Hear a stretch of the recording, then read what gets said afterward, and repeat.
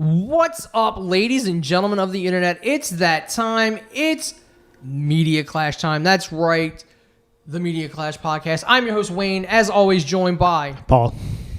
And we are going to talk about all the happenings and the things that we watch and the things that you should watch and play and, you know, all that kind of craziness. This week on the show, as always, we start with what we've been watching, what we've been playing.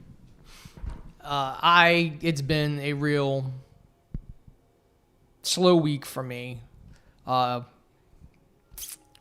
Slow 2 weeks because we there was no show last week. And that was on me. Still dealing with this leg injury and everything. And so, yeah, I haven't really been doing anything. Just the same old. Not really playing anything. Still haven't gotten Shredder's Revenge. Need to get that. Not sure if I want to just hold off and get it on the Switch as the only copy, or get it on the PlayStation and the Switch and just have Tim sign my physical Switch copy. But that wouldn't be out until I think I said August 31st is when Amazon has it listed to go on, to be shipped. It's that's the pre-sale date. So, granted, Amazon pre-sale dates are tentative because I'm getting Transformers figures tomorrow that weren't listed to come out until November. And they just said, they'll be out. No, I'm sorry, August. And they're like, no, they'll be there Friday.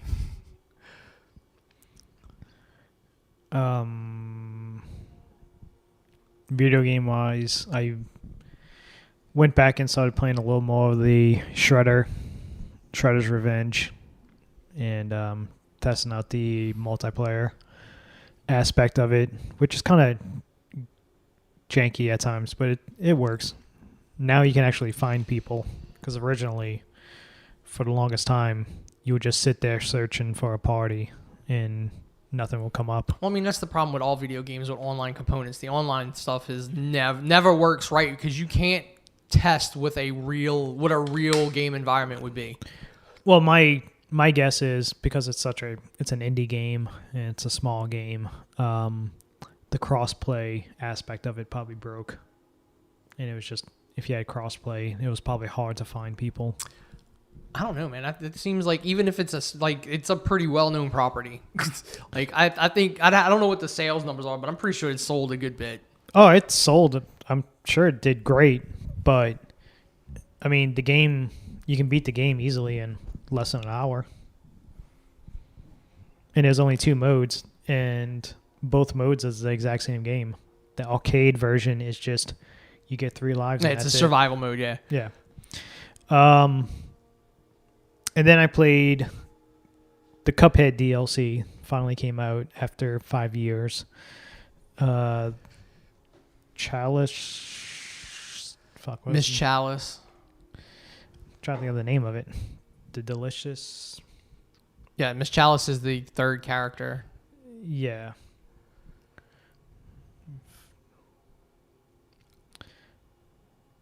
Delicious Last Course is the name of the DLC.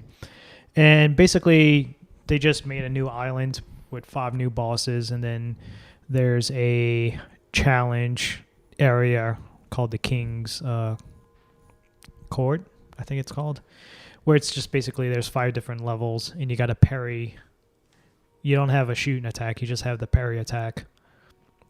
And you just got to parry off of these bosses. So technically, for $8, you get 10 levels. Mm-hmm. And it's exactly like the regular Cuphead. Music's great. The animation, the old-timey 30s cartoon look to it looks phenomenal. The bosses are great.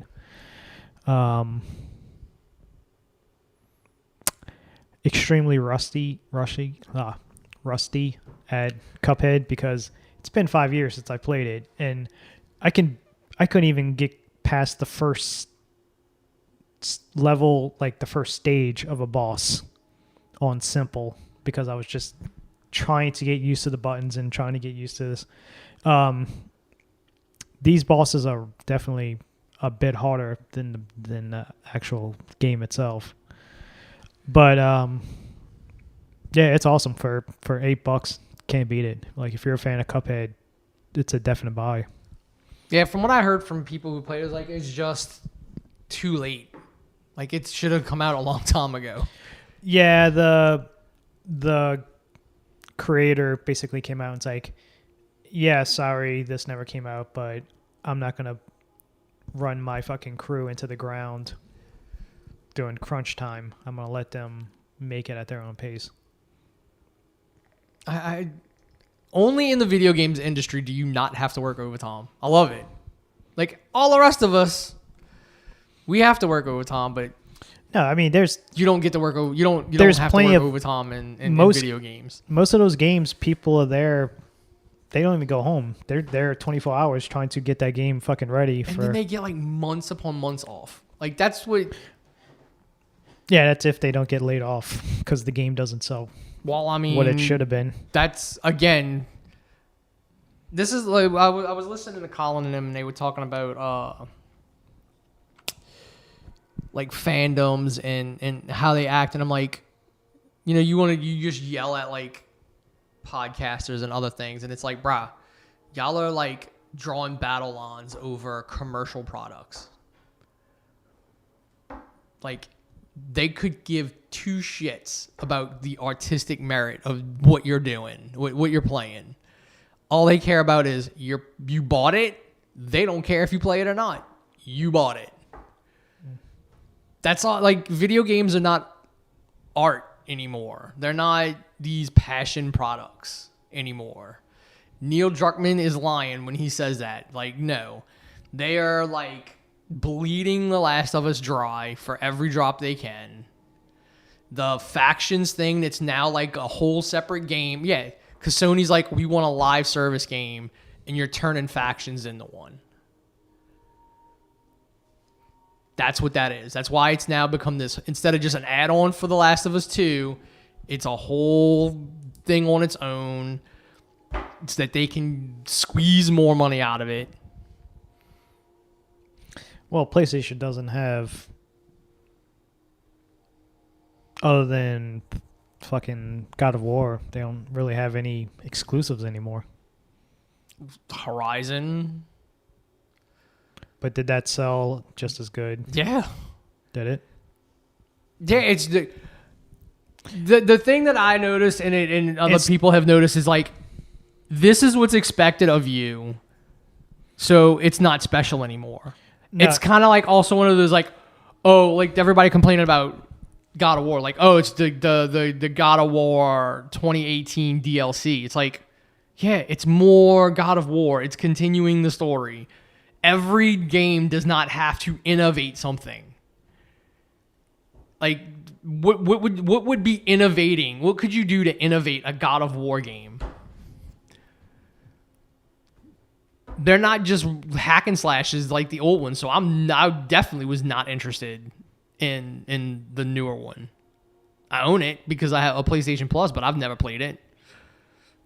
Speaking of which, the Ragnarok trailer came out a couple days ago. The So you officially got a date. It's November, late November. I think it's like close to Thanksgiving. I thought it was 11/9. I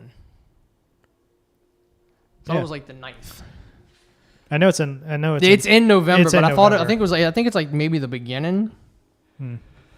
But I mean, it's not like the old one, so I'm like, I'm not really all that impressed.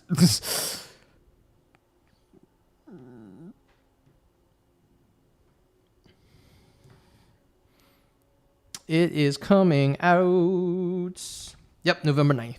Okay. I'm guessing E3, they probably show. Dude, E3's gone. I mean, not Like, it would have been Comic-Con, if they do anything there. maybe, but I mean, the only next biggest show would be the Game Awards, which is after that. Dude, they didn't make any pomp and circumstances about the date. When is Comic-Con? July, end of this month, like in Is it the end of like the month? 20. What I just said about Cody, like he's like it was like the 21st that weekend of July. I always thought it was like the weekend after the 4th. Usually it did come. No, I it's don't like, know. yeah. But yeah, so it's like the last, probably like the second to last weekend. Yeah. It's like the weekend and then like a week and then the end of the month. One year I'm gonna go. I got a hook up that I can get tickets, and then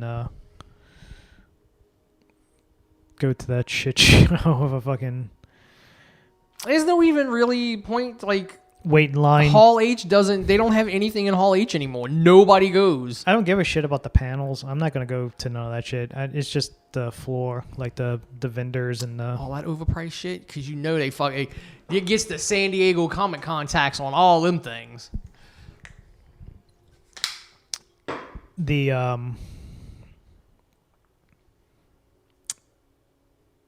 horror stories of people waiting like 2 or 3 hours at a McDonald's because it's just so fucking packed. Because there's San Diego is a big city, but in that area there's nothing. Yeah, because it's not meant to do. It's not meant for that kind of traffic. Yeah. During the rest of the year. It's like downtown. I was sitting there, had a drive, one of the new drivers, and I'm driving around, and I'm like, make sure you fill up by the warehouse, because there ain't no gas stations down here. I'm pointing to your one. That's it. They I'm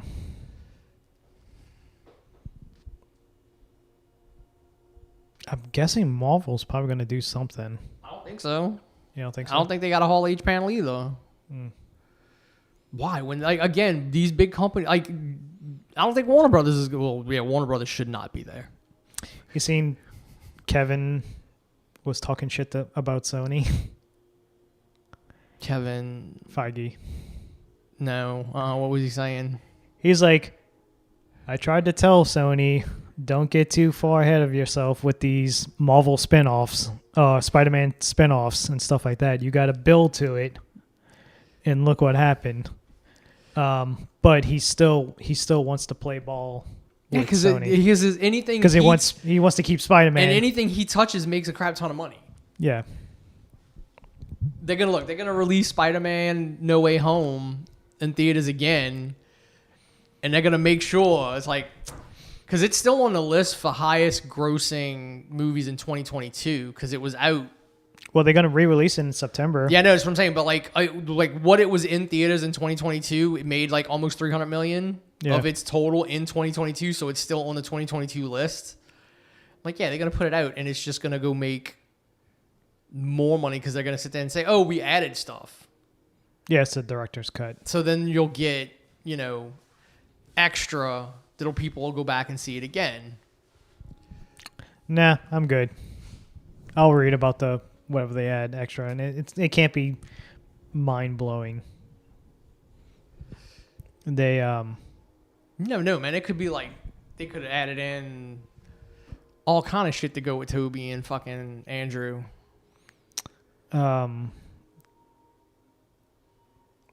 We could start up another Morbius petition. It's like, no, seriously, we'll watch it this time, Sony. Just put it back out again. God, that movie. I mean, To actually think it was going to make more money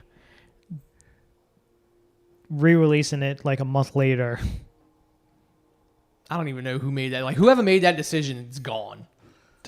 I'm sure Whoever made that decision is gone. I'm sure he's a Vince McMahon type fucking executive corporate person who is untouchable. I don't know. The only people untouchable at Sony would be your head honchos. Somebody who went to them and said, we need to re-release it because the internet wants us to. Oh, because this stupid meme Yeah. is fucking everywhere. It's kind of hard for 12-year-olds to go to the movies by themselves. And apparently Morbius skin is going to, I think, leaked. That's going to be in Fortnite. Of course it is, because everything's in fucking Fortnite. Yeah. I don't know if it's true or not, but supposedly it was a leak. I mean, that's the only way you'll ever get a Marvel versus DC ever again, because they'll never play ball even in the comics ever again. It's not gonna happen. I guess we can do what we watch. Two things I watched that you haven't watched. The first is Only Murders in the Building. Started back up last week. First 3 episodes are out, and takes place literally right after the first one ended with the murder. Well, spoilers. The first 2 episodes it's good, but I don't like where they're gonna take this season to. It kind of doesn't make sense. It doesn't comply with the first season, because Selena Gomez's character was, her best friend was framed for murdering his girlfriend, and it was just a lot of nothing makes sense. She was like one of the only people that believed him that he didn't do it, because they were all very close friends together. And of course, once he gets out of jail and they're trying to prove him innocent, they hook up and they become an item towards the end of that season. Beginning of the season, nowhere to be found. There's like a little brief remark about him, and that's it. Well, I mean, that's what happens when you probably can't get an actor, or the actor doesn't want to do it, and you just gotta. No, he's coming back. He's in the second season, but it's just, and then next thing you know, because she's an artist, she's a painter and stuff like that, like a very good painter, and they became famous because of the podcast, because they solved the murder of Tim, what's his face? I can't remember his last name. Also, solving the murder of the cold case of like who killed her best friend that the boyfriend was framed for. And then their podcast exploded because of it. And so some artist chick was like, "Oh, I love your paintings. Come to my gallery," and blah, blah, blah. She goes there. They kind of chit-chat and stuff like that. And the next day she goes to her apartment, starts making out with her. So now she's bi. I mean, it's just weird... It's storytelling, because if he's still in this season, then there's going to be like a story arc of what happened. And... No, it's the way they play it off is, me and Oscar was just a fling kind of thing, like the heat of the moment of trying to solve the murder and doing the podcast, and now that it's over and stuff like that, it kind of just doesn't feel the same way. And that's it. That's all they explained. But once again, Martin Short, Steve Martin. Yes, Steve Martin. Martin Short and Steve Martin. Steve Martin. Well, Steve Martin, Martin Short. Great. Unfortunately, Sting left, and now Amy Schumer moved in. I mean, that's a kind of a downgrade. Yeah. But who knows? She might be decent. And yeah, I mean, so far the third episode it was the day in the life of Bunny on her last day, and that was a very good episode. I really liked it. And then the big thing I seen that we're going to talk about way more next week, I got to go see Thor: Love and Thunder earlier today. Yeah, I'm gonna go see it Saturday. Non-spoiler review. Yes, it's very middle of the road.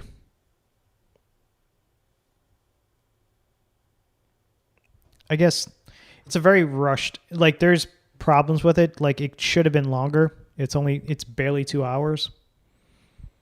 And you can just tell, like watching it, it's just rushed from scene to scene to scene to scene to scene, ending.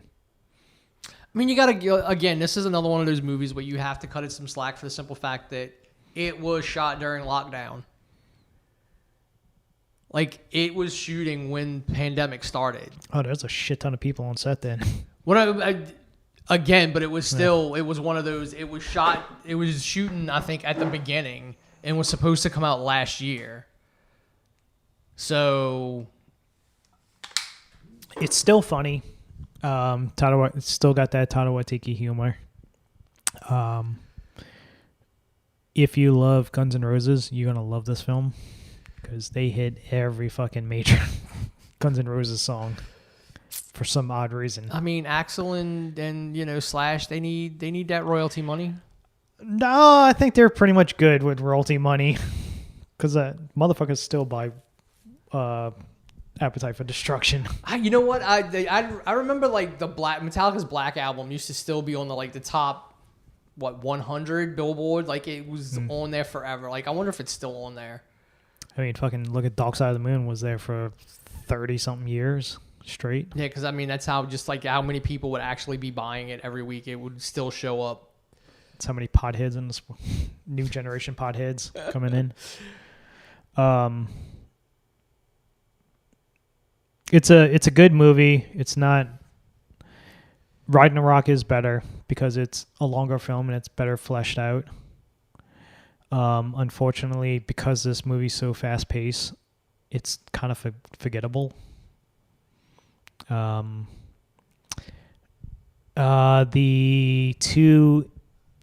mid-credit scene and the end-credit scene, of course, the mid-credit one sets up the next Thor film. And then the end scene is kind of the very last one is kind of a nice little nod to a certain character. It's not the typical jokey callback like Pizza Papa and Doctor Strange or God, what was Spider-Man? I can't remember Spider-Man's very end credit one.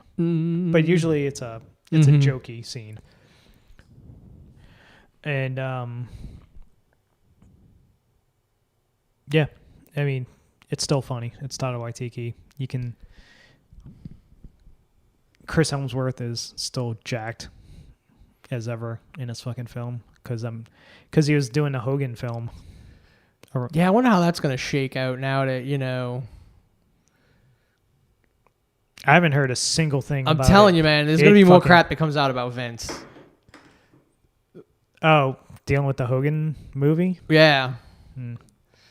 Because I mean, this is gonna take place during the time that he's accused of raping that ref. And the steroids and destroying the territory. Yeah. So I mean, ruining. I don't know how Rock decided I'm gonna make Vince McMahon look like a fucking saint in the Young Rock. Because WWE tied to the Young I don't Rock? know. Maybe. Even though there's no WWE wrestlers in it at all. But I guess since they have to have some kind of modicum of connection to it because they're referencing WWE IP. Yeah.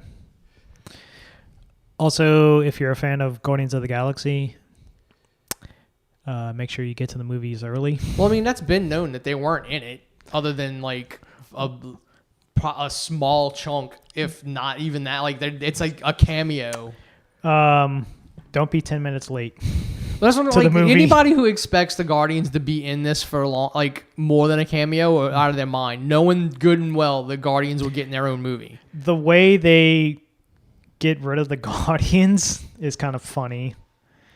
We'll talk about it next week. But Christian Bale as the God Butcher he's pretty good. He's very camping it up in certain scenes. Russell Crowe as Zeus could be offensive with his Italian accent. But he shouldn't be. It shouldn't be an Italian accent. It should be Greek. I don't know what the fuck he's going for. I mean, should technically be a Greek accent. Yeah, it would be a Greek accent. I don't know what accent. It was kind of Because what the Zeus equivalent in Rome was Mars was the god of war. I don't know if they had like a big. Yeah, they giant- did. They literally they stole the gods verbatim, and they changed names. I don't know. I'm sure we got I'm sure there's a parade Oh, I'm sure. around here with that name. But his accent in this movie is. I mean, it does sound. I mean, you can hear a bit of it in the trailer. I do say the next villain.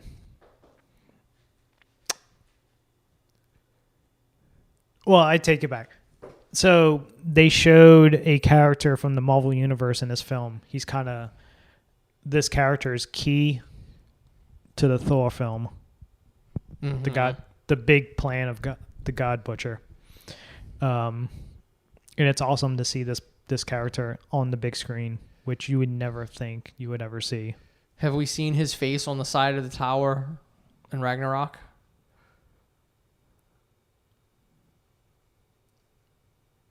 I don't think so. I would have to go back and see. Okay. But no. It's not Beta Ray Bill. Okay. It's it's none of that. No. That's what I want to see. It's more of a cosmic. Is it from Guardians? No. You'll see. Okay. You'll see. But it's awesome. Like the special effects of this character looks amazing. And then Natalie Portman it's pretty good. Like she pulls out the I don't know. I can't say nothing without spoiling Teresa the movie. hates her, so I can only imagine how that's gonna go.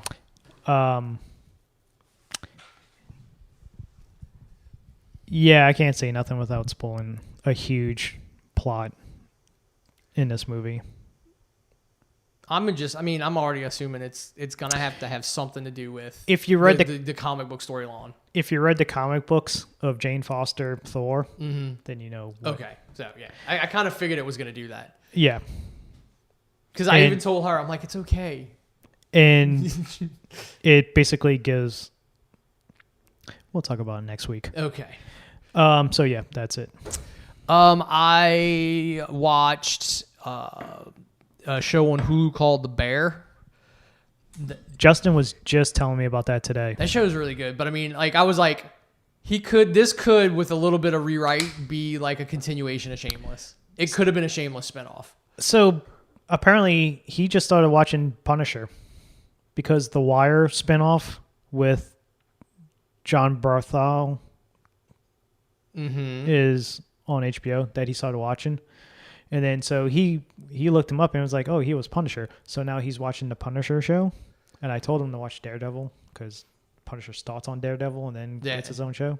Yeah, because nothing beats that prison hallway fight. Exactly. The courtroom scene of him just straight was like, yeah, I want to go. I'm guilty. And I know what I did. and yeah, so apparently the guy who plays Bear is the Punisher's sidekick computer hacker guy. In Punisher. The guy from The Bear. I guess the lead actor guy. it was in what Punisher? The TV show. He's no? I know he's talking about. It's the cousin. It's not the lead. Oh, okay. He would be like the number one supporting. Like if you had leads, he would be. The show kind of really has three leads: the dude from Shameless, the guy that played Lip. I've never seen it. Okay, so the guy from Shameless would be your main lead. Then you're like, if they were gonna break this down for Emmys, it would be your male supporting would be the dude who played. And Punisher. Yeah, in The Punisher, like he would play that. That's who that is, and then there's a female chef that would be your female. Like there's three main characters, and he plays like the cousin. because it's an Italian thing. Like, you know, they're not really blood related, but. See, that's why I told him, I was like, you just like the show because it takes place in Chicago. And then it was like, when I saw that it was John Bernthal playing his bro, I'm like, that's the strangest cameo ever, because it's not like he's in the show. It's like one episode where there's like a flashback to like one night of them like cooking, and he tells this story, and then like after that, it's like the cousins trying to tell the story, because otherwise it's just, that's the only time you see John Bernthal in that show at all of doing anything, is that one flashback. Like, it's so out of place. I'm like, but it's a really good show. I'm confused with the ending. So, cause like The season's already done? yeah, it was like 8 episodes. Oh. And so the main character gets left the restaurant. Like, he had moved, like, his brother wouldn't let him work at the restaurant, wouldn't let him do anything. So he was like, I'm going to show you, I'm going to go to school, and I'm going to go work in all the best kitchens everywhere. So he goes to New York, and he works in all these great kitchens and whatnot. He's Jimmy McGill? No, he, like, goes and becomes a legitimate, like chef at these fancy restaurants where they give you, like, 3 bites of food for, like, $100. Which is where the girl comes in. Like, she ate one of his meals that he did, and like it was the best meal she ever had. And when she found out he had his own place in Chicago that she went to as a little kid with her dad, she had to go work for him, because he's got like this extensive resume of like, I've worked at these restaurants, yada yada yada. So the restaurant gets left to him. The cousin is there running the restaurant, was there before. Now he comes in, he's trying to like get the restaurant together and like run it more efficiently so they can make money. And supposedly the brother had taken out like $300,000 from because every Italian knows a mobster. Like, he had taken out like $300,000 in loans from somebody who's connected. And, you know, like, the end of the show is like, there's this running bit of what you think is a suicide note that the cousin finds and leaves. Like, he finds it, he goes to give it to the brother and decides, nope, goes and sticks it back where he found it. And then in the last episode, he decides to give it to him. And it's like, I love you, let it rip. And it's like a recipe for like family spaghetti. So when he goes to make the family spaghetti for all the rest, because, you know, I don't know if they do it at your restaurant, but they, like this restaurant, they would cook food for everybody before they opened. Oh, fuck no. So, like, I guess because this place didn't open until like 3, like it was a like lunch, dinner kind of place. They would cook like a small meal for everybody to eat before they opened. So he's sitting there making the family spaghetti, and when he opens the spaghetti sauce, like this fucking big ass wrapped wad of cash falls out the can. And he was wondering, like, in the beginning of the series, like, we're not making the spaghetti anymore. It takes too long to prepare. The turnaround, like, it's not worth it.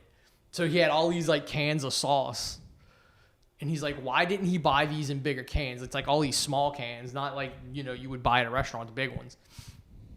And he fucking go open up all the cans, and every single can's got like a fucking stack in it. Like, and they never explain it. I'm like, but he still owes the mob guy like $300,000. So the money's in the banana stand.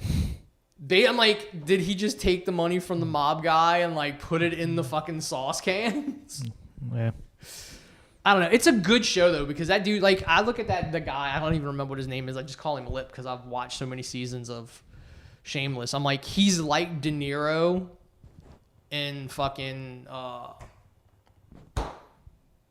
Goodfellas. no, I mean, like, he's like Robert De Niro and the other guy. Rocky and Bullwinkle. No, Robert De Niro and Heat. the other. Joe Pesci. No, not Joe Pesci. The other one. Al Pacino. Al Pacino, where they basically just play themselves, right? Like, they don't really act. Like, you get the same, but they're good performances, but Al Pacino is Al Pacino in The Devil's Advocate, the same as he is in Casino and Goodfellas, and he's the same guy in everything. De Niro's the same way. Like they're the same. Like there's no real difference in character. Like which is why I'm like it's acceptable for them, but Robert Downey Jr. and and fucking Johnny Depp got shit for it because Johnny Depp's just like fuck it, I'm gonna be Jack Sparrow and everything, and Yeah. Robert Downey Jr. is just like this is I'm just gonna be Tony Stark and that's what I'm gonna do and everything. I remember watching Devil's Advocate in the movie theater, and when I left, I was like, my God, that was such an amazing film. I love that film so much. And then you go back and watch it now, and it's just like, God damn, this doesn't hold up. Does not hold up. Like, it is a good movie. It has, like, I think that's a movie that's, like, legitimately, like, that explains my rating system. Because I'm like, there's a lot of good story there that gets lost somehow. It's like, Keanu, like, what accent are you trying to pull? Well, I mean, that's back when, every Southerner had to have some weird accent. But, I mean, that's what I'm saying. Like, it's a very, like, Devil's Advocate is a very, very good story that gets muddled up by all kind of other shit. Pacino's fucking monologue at the end. It's good. It is him chewing scenery like crazy. God, But that's what I'm saying. He's not playing the devil.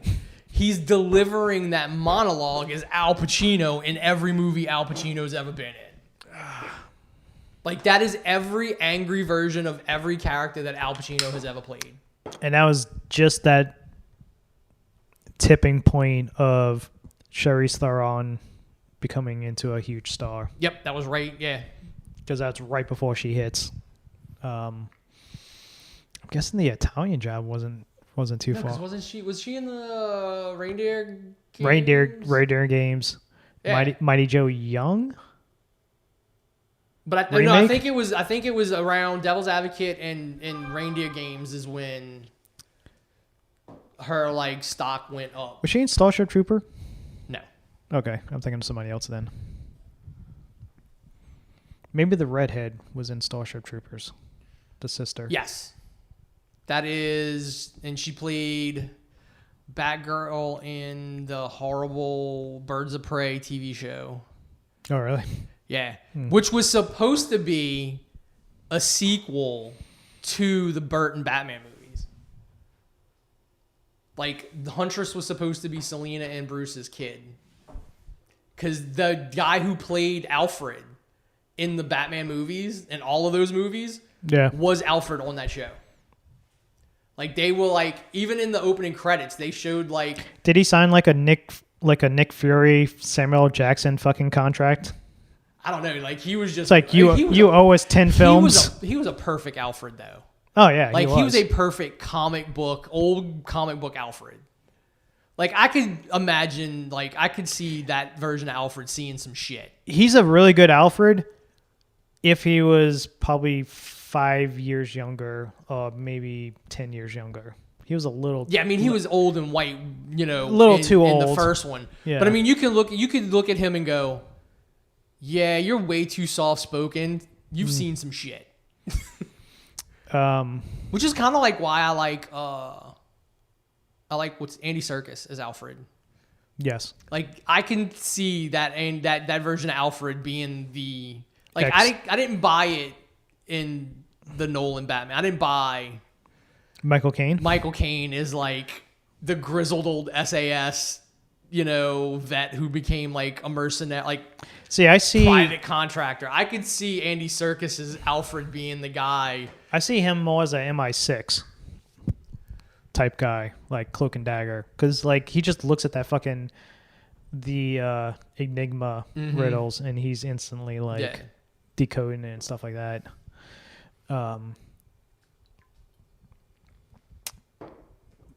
But the So yeah, the Bear's a really good show. Go watch it, even though I gave kind of like even giving away the ending doesn't distract from just the good acting in it. Oh yeah, Reservation Dogs. Yeah, no, I can't wait for that to come back. August. Yep. That's such a announced it. good show. Such a good show. A lot of shows are coming back starting next week. You got Better Call Saul Monday, and then What We Do in the Shadows Wednesday. Miss Marvel has been surprisingly good. I might just fucking marathon it Once it's done. Once it's done. It is surprisingly good, and the fact that like I just like the fact that it's all the Muslim stuff, all the Pakistani stuff is just treated normally. It's not. You get the one kind of scene of like damage control going into the mosque being assholes, but that's it. Like, other than that, it's, you know, it's treated as every other movie that's ever come out that just has characters go to church. Like, it's not a big deal. They don't even mention it. It's not even mentioned in this. They fucking go to fucking Karachi.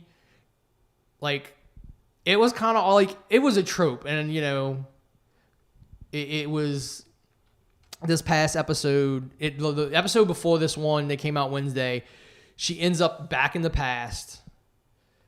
And her whole belief that this is like her great grandmother had her abilities and like led her grandmother to her grandfather or her great grandfather in the middle of the train yard during partition. Well, it turns out that it was her that got sent back in time, and she then meets her great grandmother, gets a picture from her so she can recognize her grandmother, helps her grandmother get to her great grandfather, and it's like the story she's been hearing all of her life is actually about her. And it's like this whole, and then people, you know, of course, like, oh, it's screwing up the time travel. And I'm like, no, it's not. None of the time travel is screwed up. Captain America's time travel is not screwed up. This time travel doesn't screw anything up. But again, you know, people think they understand science without actually reading science books. But it's really good. I mean, like I've been saying, it's back to that, you know, 80s teen movies. And it's not even really as cheesy as the ones in the 80s were. Because it's like treating, you know, Muslim Pakistani culture as like the norm in the show. You don't have the stupid, overly gushy teen romance that usually bogs everything down in shows like this. So you don't have to deal with all that crap. So it's really good. There's no, like, all the hate that it got, I'm like, y'all just don't want to see brown people. Like, there's nothing wrong with this show. You know, just it's a good show. Yeah, she's got a friend who's like a genius, but again, who like it works. So it's good. Like I said though, I can't wait for Reservation Dogs to come back on. Can't wait for Better Call Saul to come on. At the end of the month, Disney Plus has a four-part documentary about industrial light and magic called Light and Magic. Oh, that ought to be awesome. Yeah. I just watched the trailer for it. I want someone to acknowledge that George Lucas has been making money off of every movie studio, most movies forever. Because he would make money off of ILM, and you would go look through this, like, if you actually sat through credits, you would see Skywalker Sound. That's all shit that was Lucasfilm. But Industrial Light and Magic, I thought that was like more of a Spielberg. That's Lucas. Oh. So, like... Because Industrial Light and Magic was doing Star Wars. They did Star Wars. Yeah, they yeah. did Jurassic Park. They did... That's... No, Winston. No, Stan Winston's... Practical effects. Well, no, but even Stan Winston's thing is different than Industrial Light and Magic. Industrial Light and Magic is practical because they did that's who did the practical models for the Stan Winston trilogy. Well, yeah, and they did the composite. I mean the God, the overlay. Yeah, that's what I'm saying. Like, yeah, Stuff. all that was industrial light and magic Composites? back in the day. The rotoscope overlay, like the old school composites where you had to like Yeah. layer the film and shit. The young Sherlock There was That- I watched bombed. VFX artists react, and they were like, it was an old Buster Keaton. Oh, Jesus. Like the clock, No, it was the the train. no. They were doing how he did the. It was something where he like jumps through himself, and then pops out of a wall to get away from people. So there's like he's in this alleyway trapped by these people, and he turns around and he runs and he dives through a hole in the wall. Yeah. But it's a wide shot, so clearly it's probably not Buster Keaton. No, Or- it was. He did. Practically, he did all of But his own this stunts. is it couldn't be for the simple way that the thing was pulled off. Okay. So either he jumped through the hole and the person that popped out of the wall wasn't real, because they go by frame, like it wasn't. There's no cut because there's no jump in placement. So he runs, jumps through the wall, and then like this figure or whatever, this drawing that was on the wall pops out. And then is like moving around. So basically, they figure out what they did was Buster Keaton's laying on a board with just his head sticking out of the wall, and there's a hole under him. The dude jumps through, and then Buster Keaton drops down and comes off the wall. And the reason they figured that's how they did it, because when he turns around, he's holding like the back of his clothes together, like it's almost like he's not. It's a robe, kind of like a medical gown is, but it looks like real clothes. But he's holding it closed, and you can see the line.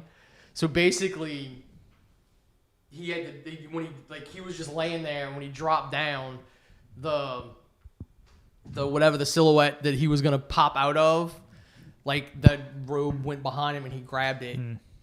And then there was the other one of the movie theater. And some of them you can tell it's just a cut. Like, because the audience shifts between where the cut is when, like, because it was like he jumps off from by, like, the piano into, like, the screen. And you can tell some of it's just, like, a set deeper down. And then there's a cut. But then there was one where they were like, no, they literally shot the theater section with a big black curtain and then went back and filmed the other stuff outside. But then someone had to go mask off the film. Like they had to go each frame of the film and put black felt or black whatever over the theater section, and then which would leave the center square exposed for them to go run the film again and film the outside section. So like this is like we're talking what 1920s, and somebody said we can mask off this film here, mask that off on the film, and then go and shoot somewhere else inside that little square. If you want to see Buster Keaton, the guy, I think it's Judd Apatow, did a documentary about Buster Keaton that I watched. Dude, like they were just so ahead of what. Oh yeah, like he was innovating. Like I mean, that's not visual. Like that's practical in camera. His stunts in the general. Oh yeah, well I mean he was It's the first $1 million movie, I think, because that's how much the budget blew up. In the 20s, it was like $1 million. I think it was $1 million. Like they blew up this huge fucking bridge. With the train coming all with the train going across, and they just blew it up. Real train, real bridge, everything. They just blew it up. Yeah, and what we were talking about earlier, Michael Bay just Yeah, exploded a mansion and ran a Hummer down a hill through all kind of shit. But his three iconic scenes is the clock. Yeah. The second is the house falling and the attic window that doesn't have glass.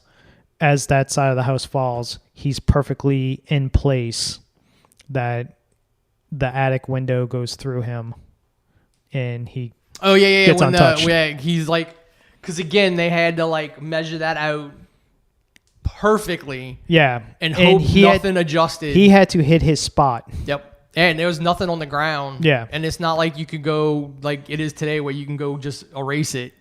Like he had to remember exactly. There was probably like a little speck or something on the Yeah. ground that he just like, all right, I got to be like right there.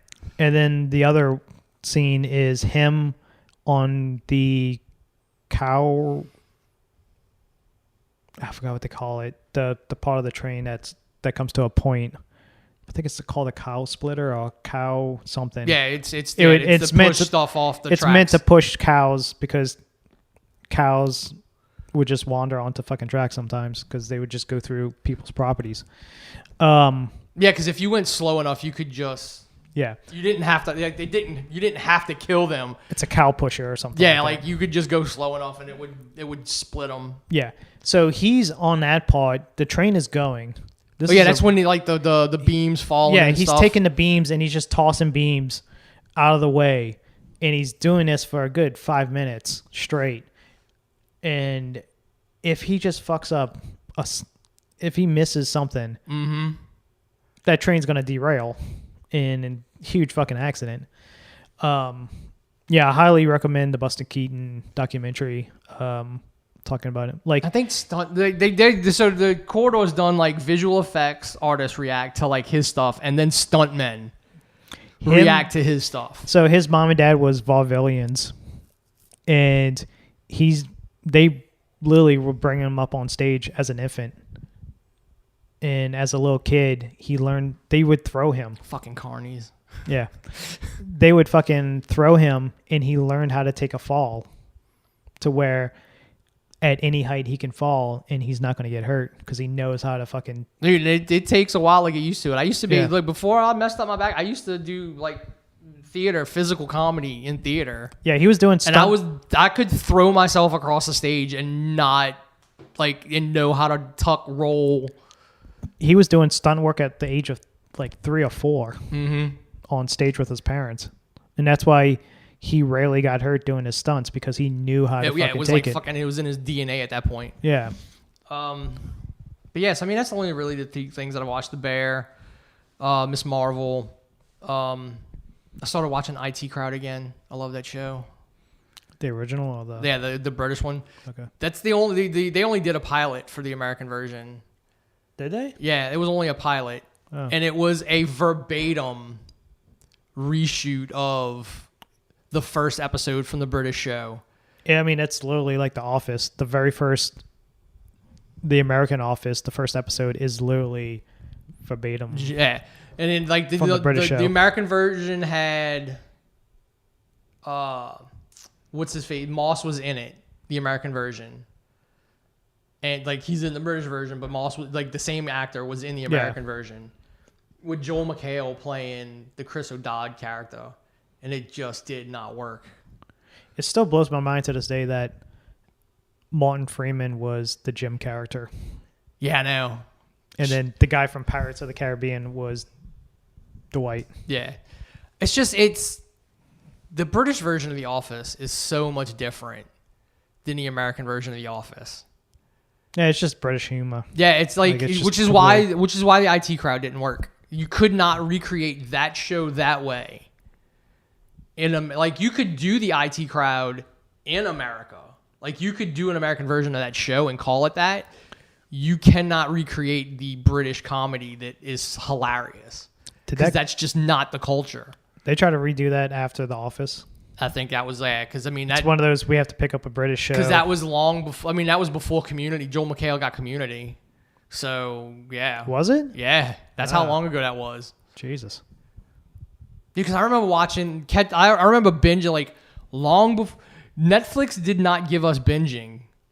Downloading shit off the internet gave us binging. Yeah. Because that's how I watched the relaunch of Doctor Who originally. Like with the 9th Doctor and then the 10th. Like I downloaded all those seasons and then watched them and caught up to what was airing live. IT Crowd, the same thing. I watched like 2 or 3 seasons and caught up what was live. And then when that was done, I was like waiting because the last season took forever to come out. That's how I did for Dragon Ball Z, Dragon Ball GT, the movies, the TV specials. If anything, actually, what created binging a show would be anime, because that's the only way you could get it at one point was like downloading them, finding them on tapes, and just watching. You couldn't get it any other way. The Yu-Gi-Oh! Creator passed away today. Yeah, I did see that. I started watching Bleach again. I'm thinking to myself, man, I literally read all like 1,000 whatever in the span of like a couple of years. Like not even like I binged read and then caught up with what was coming out weekly. And then I binged like the entire show and caught up what was coming weekly. Like I used to look forward to that like on Tuesday. It was like Tuesdays or Thursdays. I'd go to work over at the college and I'd be like waiting, like when are they putting like the bootleggers putting up the next like the new chapter in the fucking, whatever episode it was. Yeah, Netflix didn't spoil us with binging. When I left the movie theater, they had a poster for the new Dragon Ball Z movie. Coming out in August. We were talking about that. We went out and ate with Ori, and then last night Robbie and them went and ate sushi. Yeah. And we were talking, like, fucking Belko was there. And we were talking about how fucking Ellis just never wanted to play anything that made money. And, like, when one of the fucking Dragon Ball movies came out, like, he didn't even attempt to get it.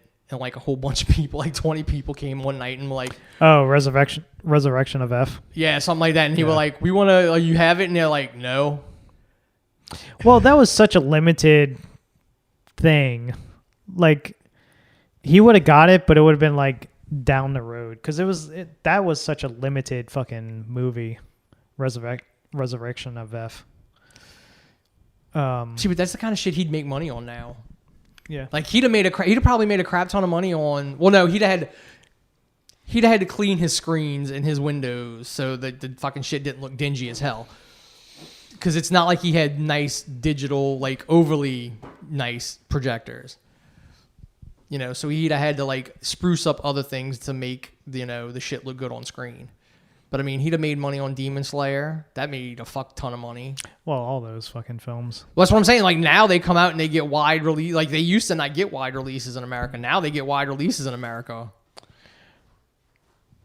I guess we get to the meat and potatoes of this episode. Yes.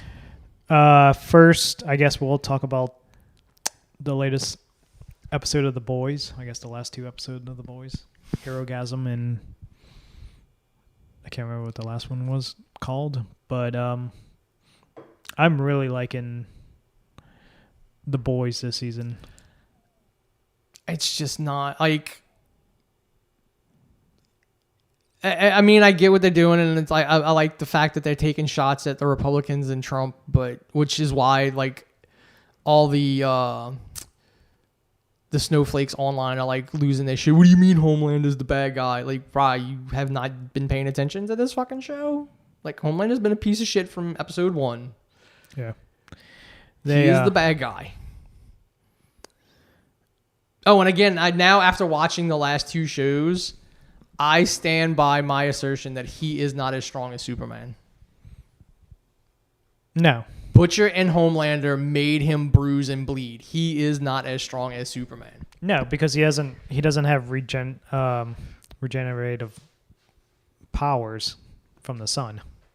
But I mean, it takes like it takes a lot. It took a lot more to fucking bruise up Superman. It took fucking Doomsday to fucking bruise up Superman. Fucking Homelander's got a fucking black eye from Butcher. Because it wasn't even from fucking Soldier Boy, because he was stronger than Soldier Boy. But Butcher was knocking the fuck out of him. That was such a great... Like... That was a good... Like, that whole... Like, that episode, I'm like, eh. But like the fight at the end, I'm like, okay, sitting through all that stupid shit was worth it for this confrontation. They were really hyping up Herogasm. And it wasn't what it like. It wasn't that bad. No, like, watching it. It was eyes wide shut. Yeah, That's what it was. I've seen way worse. There's an entire industry of way worse. Minus porn, but they showed somebody's butthole. That's about it. I mean, yeah, they don't show anything of any. They show dicks. Yeah. I still can't believe this show spent the money to make a practical dick, like this in scale with termite. Did you see? So there's like set videos that they released of Mother's Milk and Starlight. Yes, I saw Like just going around. swinging in the swing. Apparently they spent I forgot how much they spent on lube or some type of non-blood. Mm-hmm.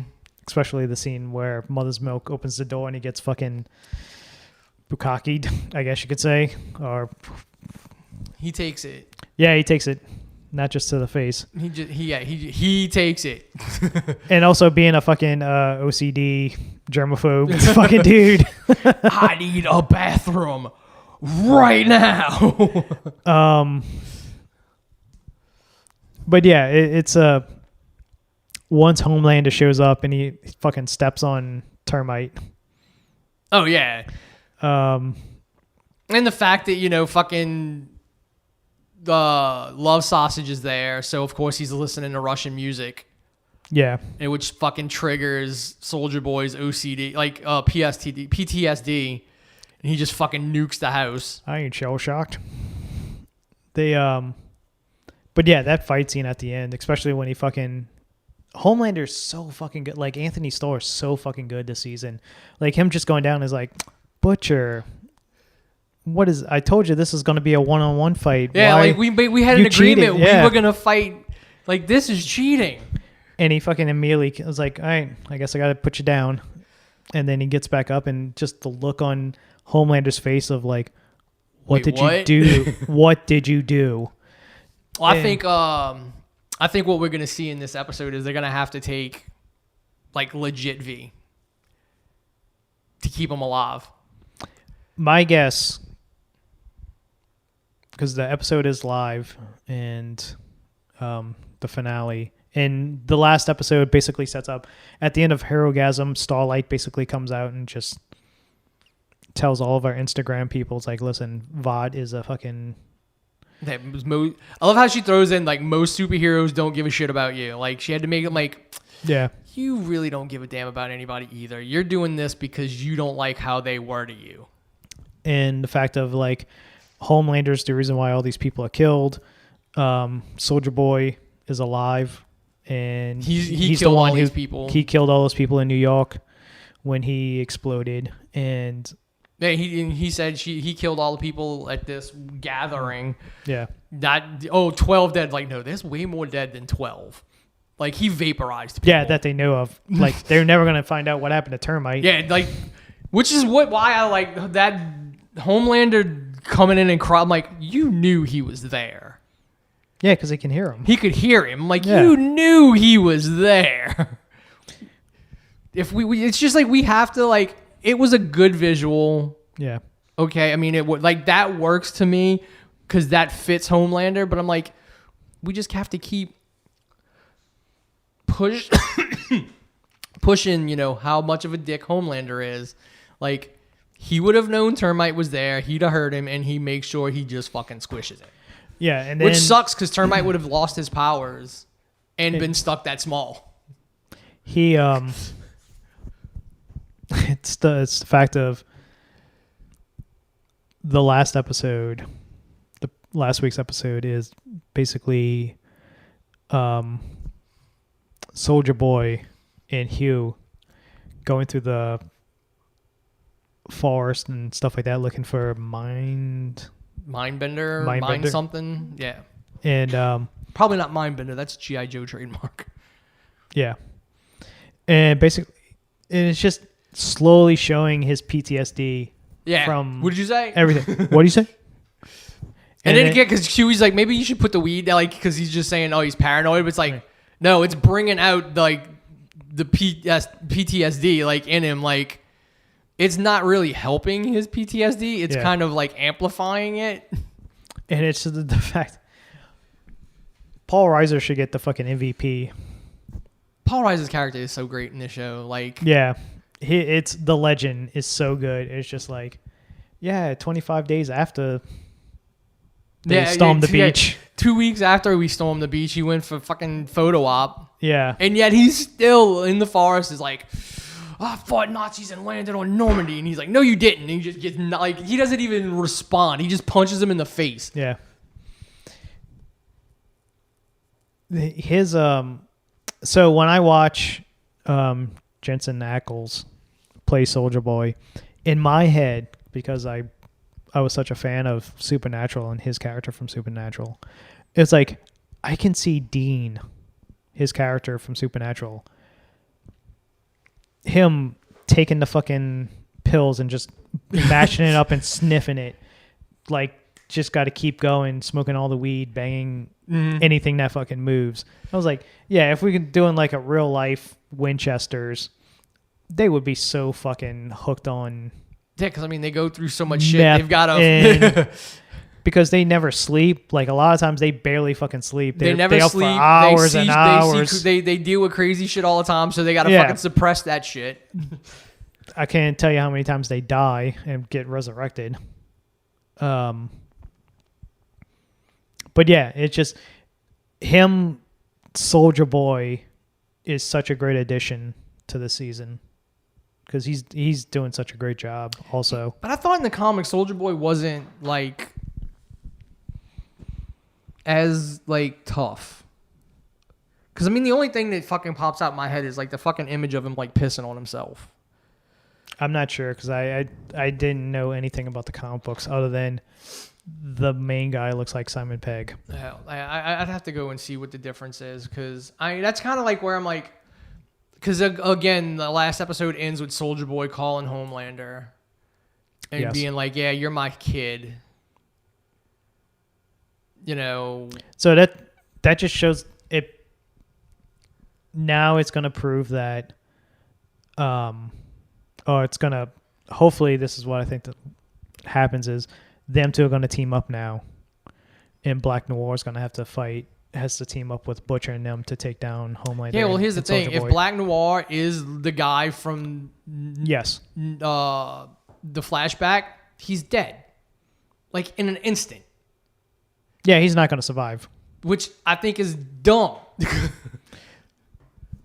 We'll see. We'll see what happens. Because Gus Vought. Gus, he has something. He has to he had to, like, he has to make a play in this last episode. Yeah, but I mean, he's got to have like. There's a reason why he was always so confident that Homelander was never going to do anything to him. Yeah, there's got to be a reason why he was that confident. And then also the twist in the fucking comic books of there being a second Homelander. Yeah, Black Noir was Black Noir being the second Homelander clone makes perfect sense as to why the person in charge is like, you can't hurt me. Yeah. Not just playing on the fact that he needed a daddy. And also, do you bring back Ryan? Does he play into the finale? Butcher's kid. Oh, yeah. Homelander's kid. Who now is basically, he's keeping Maeve alive enough to get her eggs so he can... Here's the thing. Maeve's pregnant. With Butcher? Yep. I can see that. There's no other reason to do it. Because I know in the comics, Maeve worked with him, but I think it was one of those, like, I have no choice kind of deals. This, to me, reeks of... But this goes to... Now you see that Homelander is the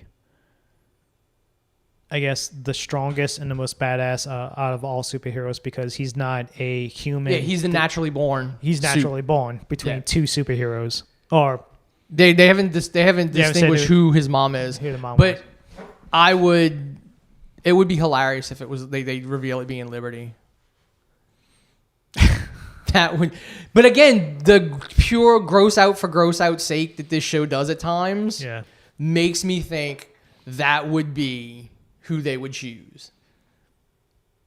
Because that's where he would get the flight from. And if he always had that like explosive laser power, if that's actually something he always had, well, there you go. That's it just. But she had lightning. Yeah, no, but I'm talking about from Soldier Boy. I don't know where Soldier Boy's. That's what I'm saying. Unless he got that from the Soviets, which makes no sense to have why they weren't using him against Soups. Because they probably didn't realize that it turned Soups into normal. And also, a lot of people are calling out the show for Starlight's decision in the last episode. She's basically yelling at Hugh for taking the temporary V and basically saying that you have to stop and do it. But yet she gives it to Kikimo. Well, no, I mean, I think that's how you get Starlight and Huey to reconcile, because she realized, like, Kimiko told her, no, this is my choice. V was forced on me before. I'm choosing to take it now because I want to be able to. I don't want what happened to Frenchie to happen to him again. Now Starlight's going to be like, well, shit. Yeah, because somebody and she's gonna have to give him the regular V because she knows the temporary V's killing him. Yeah, and she's gonna give it to him and go, this is the only thing that will save your life. It's also that last episode was so good. It was the Butcher flashback. Oh yeah, like of what happened to Lenny. So the last episode is when I watched this show and I'm like, this is a good show. Yeah. Herogasm up until like the last fight and some of the ancillary stuff. I'm like, this is gross out for the sake of being gross out. And we're writing like Blue Hawk to be a fucking MAGA Trump drone. And it's also funny, the big fuck you to A-Train. And again, but like that to me is a good, that to me is a good part of the writing. Like, oh, you killed Blue Hawk, because they're gonna know. Yeah. You killed Blue Hawk and you had your heart attack. But we fixed it. We gave you Blue Hawk's heart. And then we're going to make a movie, a semi-documentary. And now we own you outright. You're going to shut up and fall in line. That's good writing, because now it's going to be on A-Train to determine whether he plays along or... I mean, I guess that's a good reason to change the initial inciting incident in the bathroom in the first season and taking A-Train out of it. Yeah. Because, I mean, A-Train, I mean, he's forced to apologize, but he honestly was like, that apology to Hugh was legit. Yeah. Because now he realizes what it is to lose somebody. But he's the reason Subsonic was murdered. Yes. So you have this like... And now he has to kidnapped. Yeah, now he has to choose. Yeah. Like, am I going to be a puppet? He's gonna side with fucking Homelander because he's too scared. That's what I'm saying. Like, there's gonna be a choice. He's gonna have to make, and it's gonna be, do I stay a puppet or do I go and be my own person? It's also that, and another MVP of the show, not just the season, but the whole fucking show, is the Deep. Introducing again, like that to me, like this character is pointless. It's so fucking good, and it's there for that. It's there for that those gross out. No, it's just comedic bits, because it doesn't serve any other part of the story. He's such a great, but he's such it's well acted, it's well played, like but it literally just does not serve any point. Because, again, when it comes down to, like, the final confrontation, he's pointless. Well, yeah, as we saw last season with the whale. that's the point. He's the joke. He's the play on Aquaman But here's the back in thing. the cartoons. Like, Here's- what are you gonna do? Call Yeah, fish? But here's the thing: Aquaman in the comics is like super strong. Yeah, it's completely different, but it's more of the joke of like the cartoon, The Super Friends Aquaman. It's like Just called fish for everything. I'm on land. How are you gonna fucking hurt me? I'm nowhere near the fucking ocean or any type of water. So how you gonna call a fish to come? Yeah, that's what I'm like. That's what I'm saying. Like the character's there strictly for. I still say like the best scene in this whole fucking series was the Timothy scene. Well, I mean, from a character point of multiple characters, yes. Minus the like any fight scenes and stuff like that.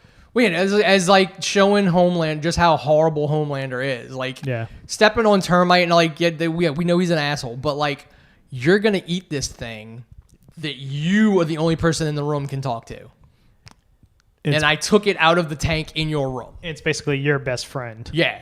So, like, it was, but again, the character itself, like, it's written just to be, like you said, it's the parody of Aquaman, who's Like pointless. his whole character is meant to be the pathetic superhero. who's lucky to be there, Yeah. basically. And willing to do anything to keep his spot. Yeah. I don't know, like, this season's had, like really good bits, and then there's just the ones where I'm like, I'm not feeling, like, the gross out for gross out sake. Yeah, I mean that was only like what 2 episodes. Herogasm in the first episode. I mean, there's like, again, like him getting sucked off by the octopus. I think, again, it's there for, oh look at this, look at this joke. You know, like if you can do a scene the same way without something, then why do you need to add if it doesn't add anything? And I mean, I guess catching him in a compromising position. Oh, how's Homelander gonna feel about, like? So all you were really doing was scaring him. Like, I don't really think Homelander would give 2 shits. that's what I'm that he's saying. Like, fucking an it octopus. was like, that's the joke for him anyway. Like, he fucks fish. The best fucking line is when A-Train's walking past. Either Homelander was walking past A-Train or A-Train was walking past him coming off stage. And he goes, "I can see your fucking girdle." I don't know why I love that fucking line because that just fucking 'Cause cuts. It it's- cuts deep. Because it's literally, it's one of those things you would hear two catty women, like a catty woman, like that's something you would see in like a 2000s teen drama, like teen comedy of like the bully. A-Train didn't even say anything. He was just walking past and he was like, "I can see your fucking girdle."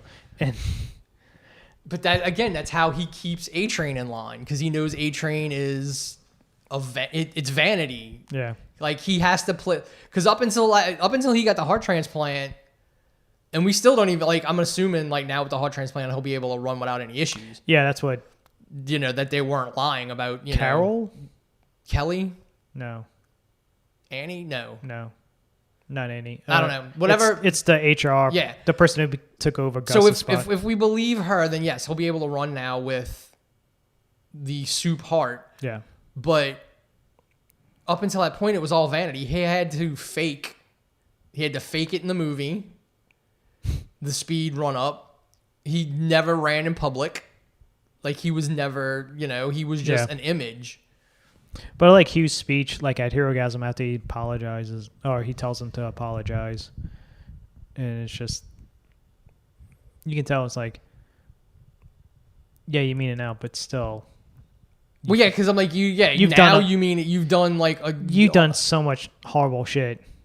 Well, I mean, that's like why the HR person's like, I have been in hundreds, like, response meetings for hundreds of hours to deal with your shit. Yeah. It's also the legend. It's so fucking like Paul Reiser is fucking great. when he goes down and fucking Homelander's banging Banging the Soldier two Boy. Soldier Boy's banging the two old like housekeepers. Yeah, the housekeepers because he has a I guess An old lady fetish. granny fetish. I can never fire him. I can never find those. That bed has seen 2 Jacquelines. He's so fucking good. Like, he's such a good character.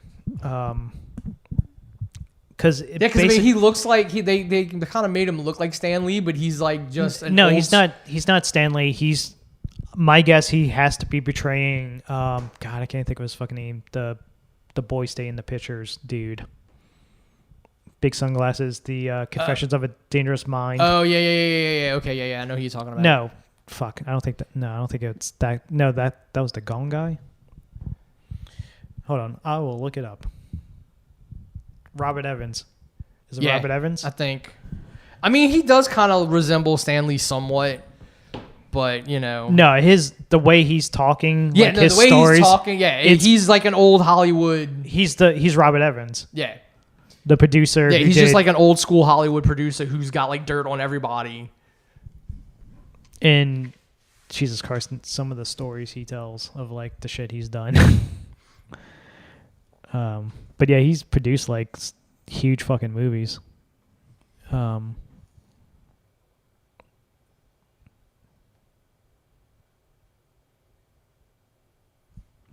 So yeah, it's probably right after this we're gonna watch the finale. Then you get to the major thing of the weekend. Stranger Things. The second half. Episodes 8 and 9. That really could have been episodes 8, 9, 10, and 11. You could have divided that last 2.5 hours into 3 episodes. Yeah. But again, if you like, I don't understand people who go complaining about the episode length. It's like you're already binging the shit. What's the difference to sit? Like they could have made all of it one episode and you just sit and watch it. No, the problem is at least when you finish an episode, it's only an hour long, and then you can take a break and blah blah blah. Bro, it's digital. You can hit pause. I know. Walk away. But if you get invested in an episode, you in it for the long haul. There was no need to take these last 2 episodes and there was no reason to split them. You could have just fucking kept it. So I think a lot of people, like the rumor is they had to finish the effects for the end, and they said they were adding stuff up until release. So that might have been why they were doing the delay. Supposedly they were spending like Game of Thrones money this season per episode. I mean, it's fine. Like again, it's one of the show. It's the show that put Netflix over the top. Stranger Things is the Netflix show that did it. Like I can't even think of another show that is just so synonymous with Ozark. Because originally I haven't even gotten through the last season. I conked out like episode 3 and I'm like, I'm not liking the way this is going. So the original record before this last 2 episodes of Stranger Things, the Ozark had like the most streamed in 24 hours or something like that. Yeah, because I mean everybody was wanting to see how Ozark was gonna fucking end, but then I heard like it ends horribly. That's what I heard. I can't think of any other like Squid Games.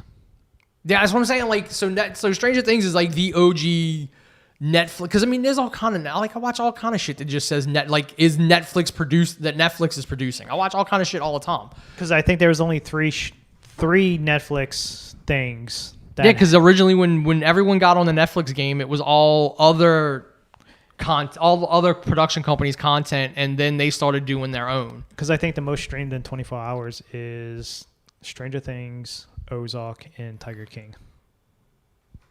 To break 1 billion views is like some weird stat, but it's the Squid Games was more of a slow burn phenomenon. Yeah, because it stayed on the charts for a while. Because it came out and people never started talking about it until like probably a week after. Mm-hmm. It's like when people started watching it.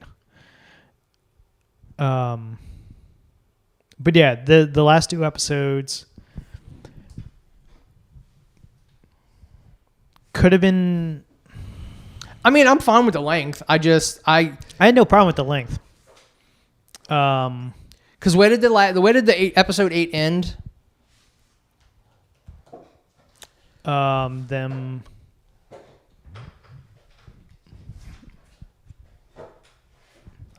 Fuck, where did it end? That's what I'm saying. Like, it could have just been because that the first episode was like an hour and a half. Them making a plan? Episode 8 was an hour and a half, and then the other one was 2.5 hours. They could have just put them up together, like as one thing. Because I can't. That's what I'm saying. I can't distinguish where episode 8 ends and episode 9 starts. Did it end in Russia? I don't know. I don't remember. Like, I can tell you what happened probably from the beginning of episode 8 to the end of episode 9 all together.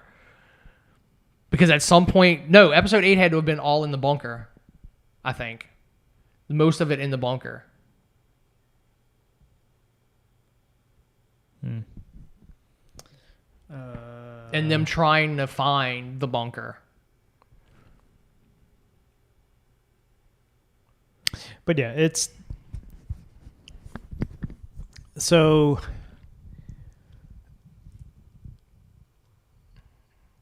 I don't like the split up, how you have 3 separate groups in completely different areas of the world. I mean, was that a story choice or was that a COVID thing? Nah, I think that's a story choice.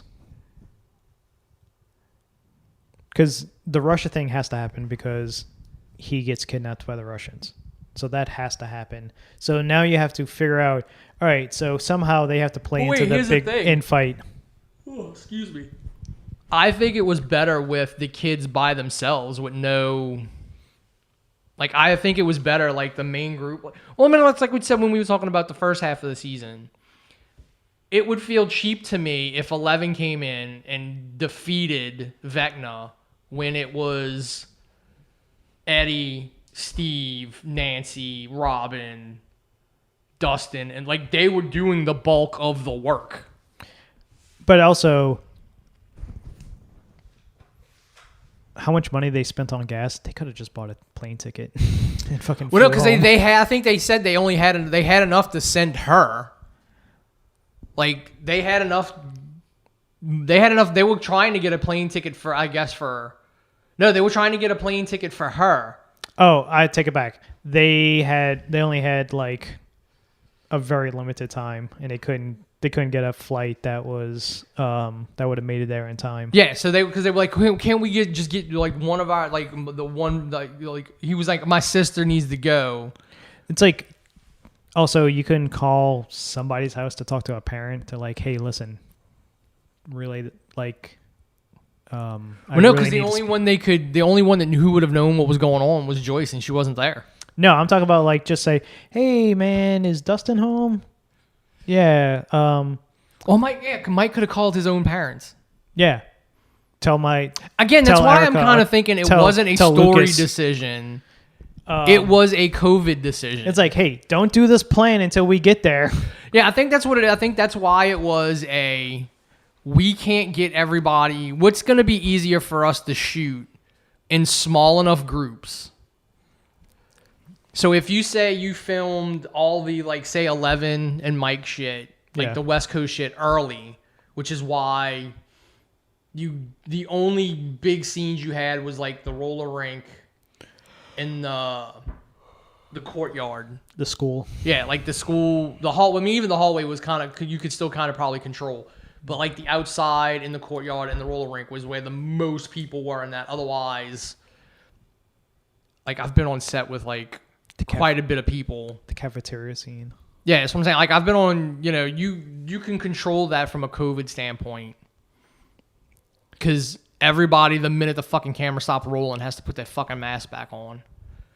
Which I find hilarious. Like, bruh, we're just like, why do we like, but they would like, the minute the director yells cut, the mask go back on. And also like this season, there you can also say like some stuff was pointless. Didn't really need to be in the movie in the series.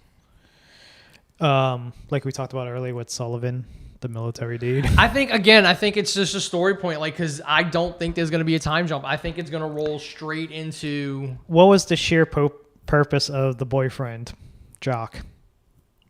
he has to show up and kind of This is all deterrent. Well, no, because it all boils into the satanic panic. Like that's literally what they were trying to do this season. But he doesn't really do anything. He riles up the fucking townspeople in that one little speech, and that's about it. And then he gets to the house, kind of fucking distracts Lucas.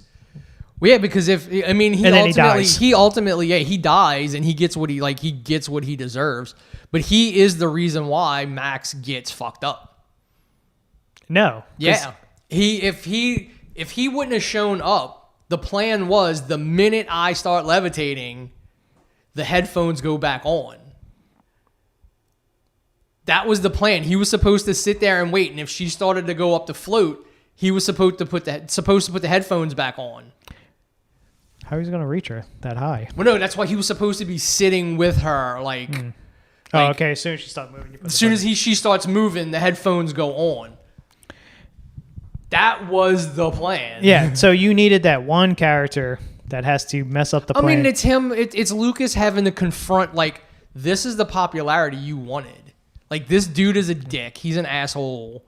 But this is what you wanted. You turned your back on all your friends. You kind of turned your back on your girlfriend. All the Hellfire other club members basically disappear. Well, I mean, none of them are important. And then it's so did one of them give up Eddie when they went to the garage? Yeah, they had to because the people were going to beat him up. The drummer. Like, he was going to break his hand. It's going to, or whatever. But I'm like, they put up more of a fight. You know, I'm like, that's the, but so, I mean, that's basically what they were doing. They were like, it was a story about fucking herd mentality. And it was the, the Halloween, last Halloween movie done better. Because it's the same thing. Anthony Michael Hall, fucking evil dies tonight. That's like literally all this was, except it wasn't as cheesy. So basically, from the end of time, whenever you think of Eddie Munson, it's just going to be like, oh, he murdered that fucking poor cheerleader Which girl. is why I think nobody will ever know. Again, this is why I think no time jump and shit. He will get redeemed somehow. Yeah, he did by No. sacrificing himself. I'm talking about that speech at the end with Dustin and his dad. That's for his uncle. That was for his uncle's uncle. own good. I think at was some it? point, I thought it was his dad. No, it's his uncle. Okay. I think at some point, once shit gets it will come out that no, he had nothing to do with this. Because again, we've all conveniently forgot the fucking lab on the outskirts of town. I thought that got, but it was still there. Yeah. So I think you're gonna get Eddie's gonna get his name is gonna get cleared somehow. Because again, we didn't see his body. He's dead. He ain't. You always want to hit Eddie's dead. Yeah. But you don't know if Vecna can't fucking animate his body or. Also, Papa in season 1 was attacked in off screen by a demigod, and you would automatically assume, yeah, he's fucking dead. Yeah, but again, you didn't see. And then he comes back. You didn't see his body. You didn't see him get attacked and he killed. comes back. He has no fucking scars on his face or anything like that. Which is why people are like, "Oh, you lived through that gunshot." No. And plus the directors already came out and said, again, yeah, he's dead. This is. So I'm watching that scene right when Papa gets shot, and I'm like, he shouldn't be alive. That should have killed him. There should be no death scene. Yeah. If you want to kill him, gut shot him, and then he can do the whole, no, I did this for you. The dude had a hole in the center of his chest. It's from behind. It's also funny that he wants that one last moment with 11. 11 was like, nah, man, fuck you. I'm not going to. Well, yeah, because we saw what she was going to, we got to see what she had to tell him. Yeah. No, you're the monster. You didn't do that. You're the monster.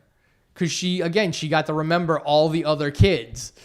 It's and also you did this to one, and then one killed all the other kids. the one thing I hated about that, especially the last episode, is how the Duffer Brothers forever for like the past week or two leading into the episodes was just like, don't get attached to characters. People will die, and all this stuff.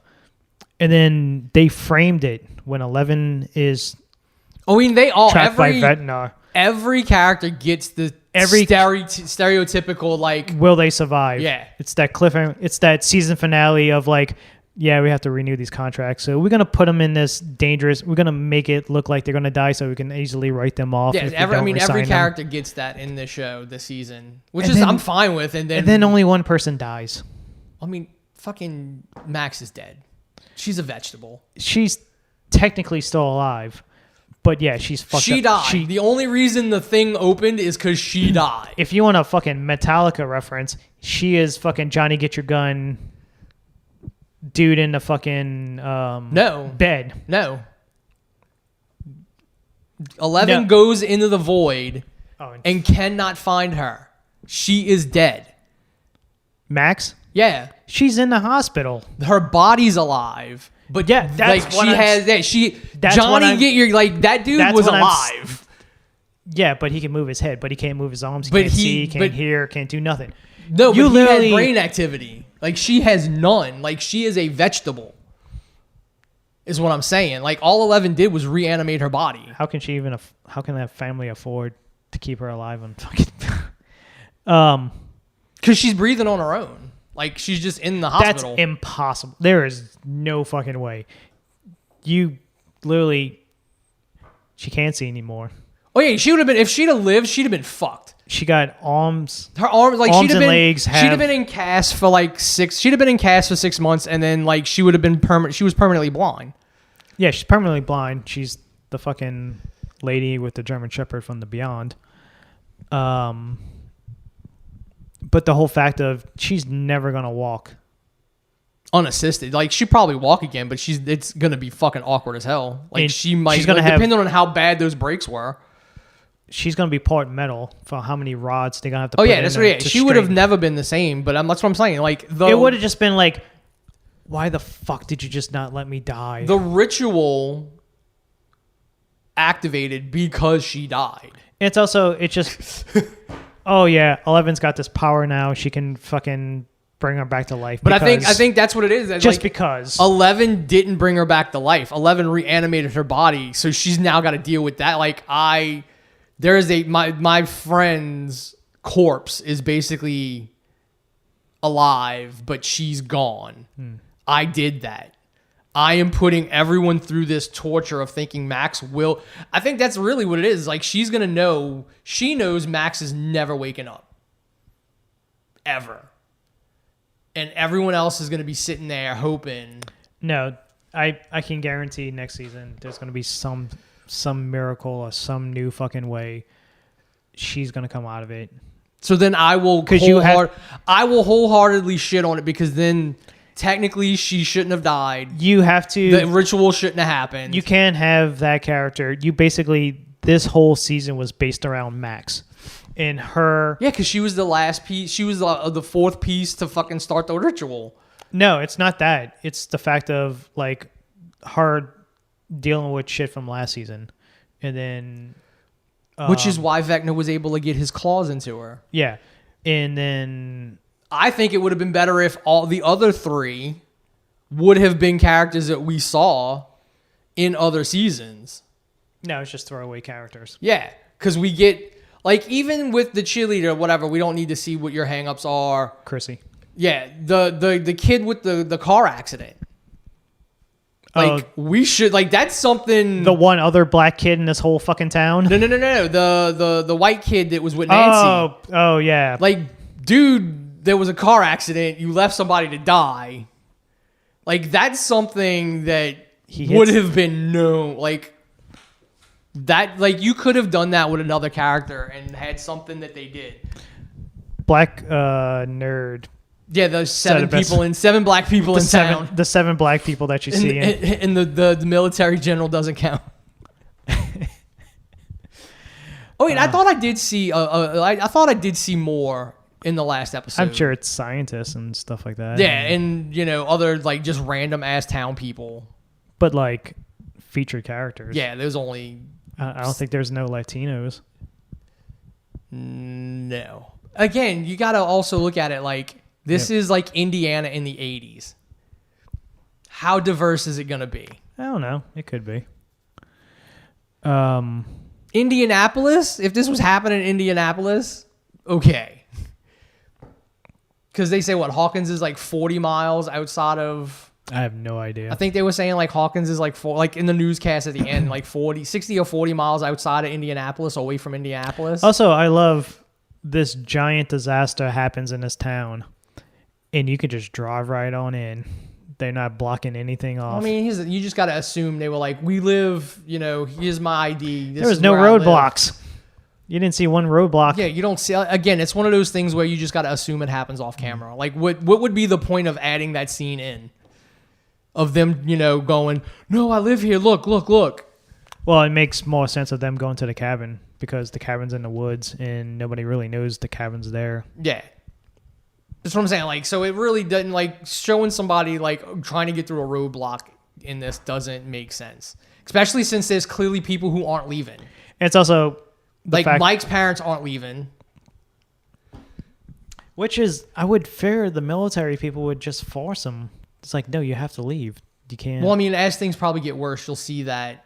No, it's the fact of it was 2 days after all this happens that the military would just come in. It's like there's gas leaks, the possible fires, the cleanup, the unstable buildings and stuff like that. And it's just like, we got to get everybody out of here unless you explain it that they're far enough away outside of town. Yeah, I mean, we don't know where everyone is.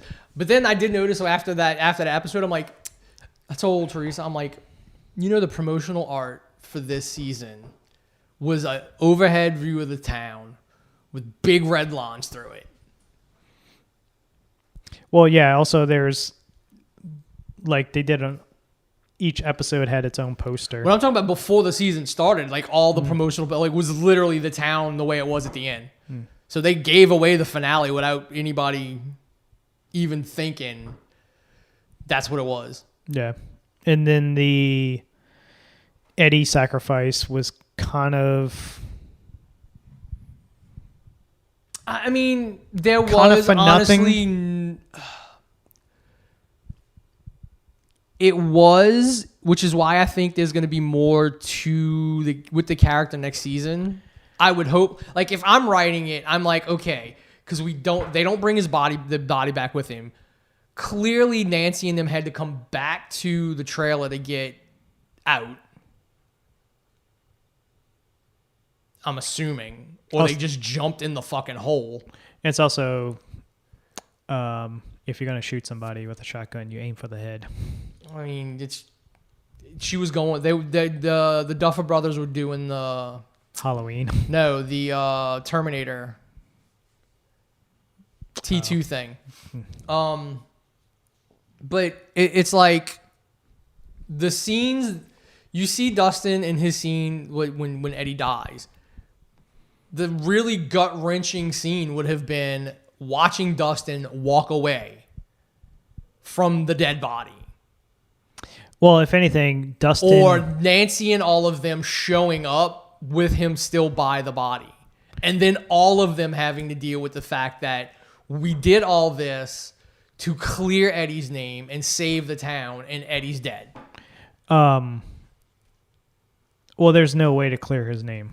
There's absolutely no way anybody's going to believe, yeah, this demon fucking dude. Yeah, well, until he shows up. Like, then... If the plan would have went as normal and Vecna was dead, how are you going to prove it? That's what I'm saying. Like, if every body. Now it's one. Now everyone will get to see it. That we'll get fucking the flight of bats. Eddie Munson will now live in infamy of every YouTuber or podcast true crime. Well, I mean that's because they're gonna be like the guy who opened the hell pit. No, it's not even that. It's the guy who killed a fucking cheerleader, named her body, and disappeared without a trace. Well, no, because the news they were all blaming him for killing all three of them. Like, he got blamed for all 3 of the murders. Yeah, and it's going to go down for the rest of time.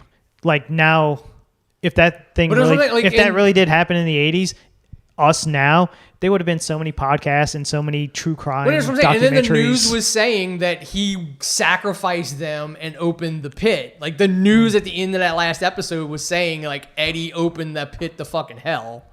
That's why Mike's dad's like, oh, the news. Can't tell the difference between the news and tabloids anymore. Mike's dad's like so fucking just whatever. I'm over all of this shit. Yeah, they really tried to push his mom last season with the Billy affair and all this other stuff and the possible leaving the husband type of stuff. And they just did nothing with it. Well, I mean, because when you kill off Billy, then No, I mean, like, oh yeah, she was barely tired even- of his shit and yeah, barely even did anything. You were at the breaking point of leaving him. yeah, now and yeah, everything's fine. Yeah, again, I think that's the kind of those are the kind of small details that they miss. And then there was no point. There was no way to pay that off this season. There's just too much stuff. Like, you had to cram in this one season. Yeah, like, that's what I'm saying. Like, there was no way to pay off any of that stuff with her and him this season. And then the plan of... Because, I mean, you could still pay it off in season 5 where he's like, I don't care. I don't believe any of this. I'm not leaving. And she's like, well, I'm leaving you. Yeah. Where she takes the younger sister, you know, and Mike and the younger sister, well, tries to take Mike because Mike's not going to leave. And then leaves, you know, Ted alone. Poor Steve. I'm telling you, bro. They got to pay off Steve some kind of way. That or Steve's going to do the ultimate dad thing and sacrifice himself for everybody. For Dustin. And For- Dustin can be even more traumatized. Yeah, like Dustin's done lost both of his older brother figures. my 2 dads. One of them. Yeah, because, I mean, basically, yeah, he had the same kind of relationship with both of them. I think more with Steve. Because Well, Steve, yeah, it was like a Steve's father figure, and then Eddie longer. was like an older brother. Because when he's sitting there watching Eddie play the Metallica song, like when he's watching Eddie play Master of Puppets, that dude portrays very well in his eyes, like you would look up in admiration at somebody. Like that looked like genuine admiration for someone you look up to in that scene. It was crazy. also, of course, because it's the 80s and it's the nostalgia, Duffer Brother. The Conan the Barbarian sword somehow was in Russia. Well, I mean, there was all kind of hand weapons Yeah, I know. that they were using, but the fact that there is a legitimately usable Atlantean sword there for him to use. And then he does it like, And then because it's Double Toast is like, he had form. I'm like, no, bro, go watch the way he swings through. I'm like, he didn't have form. and it's also the fact of like the music mix of course, Kate fucking Bush's song mixed in with the synth Stranger Themes type theme. Yeah, but again, like, so I do remember how episode 8 ended. Because the minute I saw it, I'm like, oh, they play it now. Episode 8 ended with them all going to their spots. And they were playing the Journey, the version of the Journey Oh, song yeah. I told you. Yeah, it's yeah, like yeah. fucking awesome. And then I'm like, cut it off right before it fucking kicks in. The synth part. Like, no, like where like the fucking heavy guitar and shit would Oh, okay. kick in. Because it's not, I don't think it's that long. Because I have it in my Apple Music. I mean, it is a fucked up day that you lose your vehicle and your house at the same time.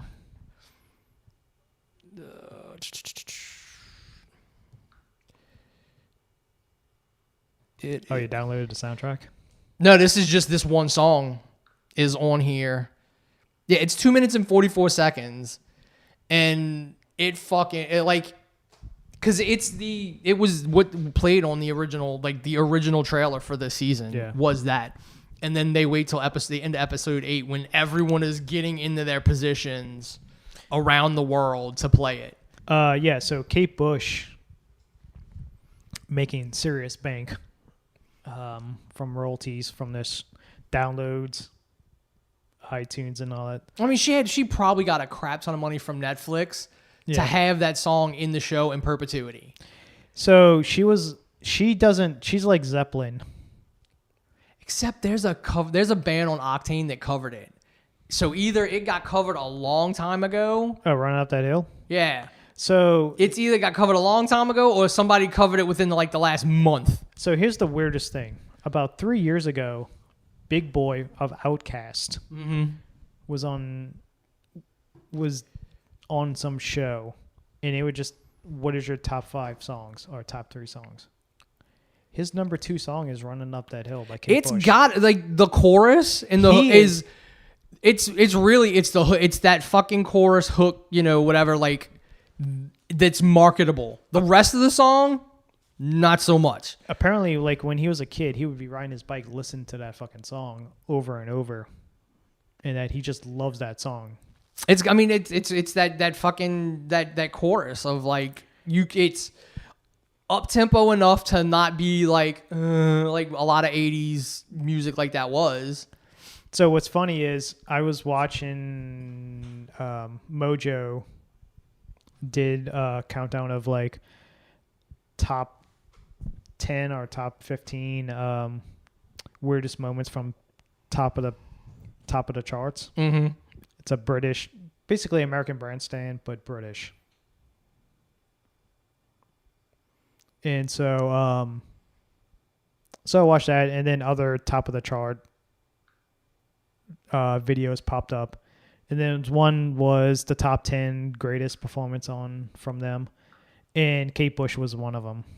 It wasn't Running Up. This is before Running Up That Hill. This is when she was 19 in the early 80s. And hitting all these fucking high notes and stuff like that. But yeah, apparently she doesn't license her songs for anything. But I mean, it's what I'm saying. There is it's on Octane, so it's a rock cover of the song. And we were driving in the car the other day, and we heard it, and I'm like, this is either old from a few years ago, or this is somebody got permission to cover this shit within the last month to cash in. So she's making a shit ton of money. I mean, that's what happens when you have something that connects to a big cultural fucking thing. Yeah, and I'm sure. Again, Netflix probably had to pay her a good bit of money to fucking use it in perpetuity. Fucking Whatchamaniki didn't want to, they wanted, for Final Countdown, for Daniel Bryan, they were only going to let AEW play it 12 times a year. And I guarantee you they weren't going to let him use it in perpetuity for digital. So I gotta imagine Master of Puppets probably just over the weekend skyrocketed up the YouTunes probably rock so. and metal. Where is there shit? You can buy this shit on Apple and shit. Yeah. Yeah. So yeah, it probably did. Yeah, because I bought all their stuff pre Black Album. I don't have anything past the Black Album. And the only thing I have from none of their albums past the Black Album are worth buying total. There's songs here and there. Yes. The Black Album, there are a handful of songs. Because mainly is when that album came out, that's an album you listen to from start to finish. Mm-hmm. Everything. So you know that whole album. I just recently went back because I watch, there's a YouTube channel that I watch who reacts. She's a opera singer, and she's done tons of voice acting work for computer video games and stuff like that, and she's an actress, and she does reactions to metal songs and stuff like that. And she just recently did one Chop Suey. Mm-hmm. And then I just completely forgot. It's like, man, I don't have any of those System of a Down fucking mid-2000s, early to mid-2000s System of a Downs. The Toxicity, Mesmerize, Hypnotize, Steal This Album. I'm telling you, that's why I was on eBay looking up movie soundtrack CDs, because those are the hardest ones to find on streaming. Yeah, because you got to get all those Yeah. artists. So those are the hardest ones to find. Like I can go find like individual songs from other movies. Like I don't need to buy the entire Drop Zone soundtrack for When Will We Fall Down. I can just go get that one song. It's like one of my favorite movies. Wait, what? Drop Zone. It's Wesley Snipes. Wesley Snipes? And the dude from Last Starfighter.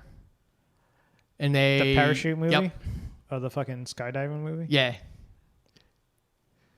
That's right. Around town, fucking Charlie Sheen did his. No, did Sean Connery did a fucking movie like with Wesley Snipes? No. I don't know. That was like we like when Wesley Snipes was kind of like a semi-bankable star. Passenger 57. Passenger 57, White Men Can't Jump, Drop Zone. Even though Drop Zone was on the low end of like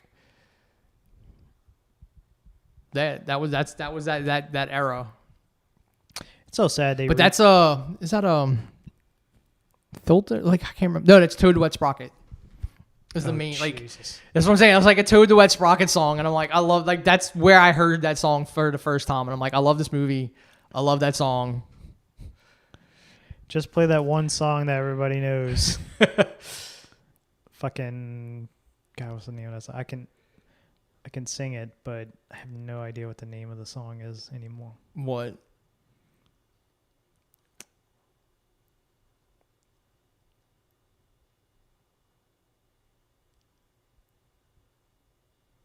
God damn it. I seen them live too. I think they were at the first Mojo Fest, which later Probably so. which ended up becoming Voodoo. That was a great fucking like going back. I And wish Voodoo is no more. Yeah, unfortunately. I think fortunately, because it hasn't been the same in forever. If I would have known then what I know now when I was at that concert of just like I would have paid more attention to the concert other than just hanging out with my friends from high school. It was like So many, yeah, like so many bands that fucking so many exploded. fucking. So like Fiona Apple. Before or after she got big? This is at the Peak. at the rise. Okay. This is her first album, her big breakthrough album. Fucking Foo Fighters when that first album came out. God. When it was like, hey, the guy from Nirvana has a band now with that other guy from Nirvana that played guitar. Yeah. Kashmir. Toad the Red Sprocket. Fucking Fuel. Oh God, that would have been well before. That's well before they hit. Like, No, that was like that wasn't like. I mean, Jesus- granted. that was their first album. Oh, yeah, that's right. Jesus, Yeah. Jesus Saw a Gun. Fucking Candlebox. Their first album. Mhm. Because I remember me and my friend was just singing. We were like singing loud to "You," that song "You." Yeah. Because I really like that song by Candlebox. Fucking, of course, there was Cowboy Mouth because they're in every fucking big concert in New Orleans. Dude, I was at Infusion yesterday, and Cowboy Mouth must have played some July 4th thing. And this woman was livid. She's like, they were not appropriate for the kids in that crowd. No, that drummer literally during the solo of their fucking huge hit song "Let It Go," I think it's called. He starts climbing the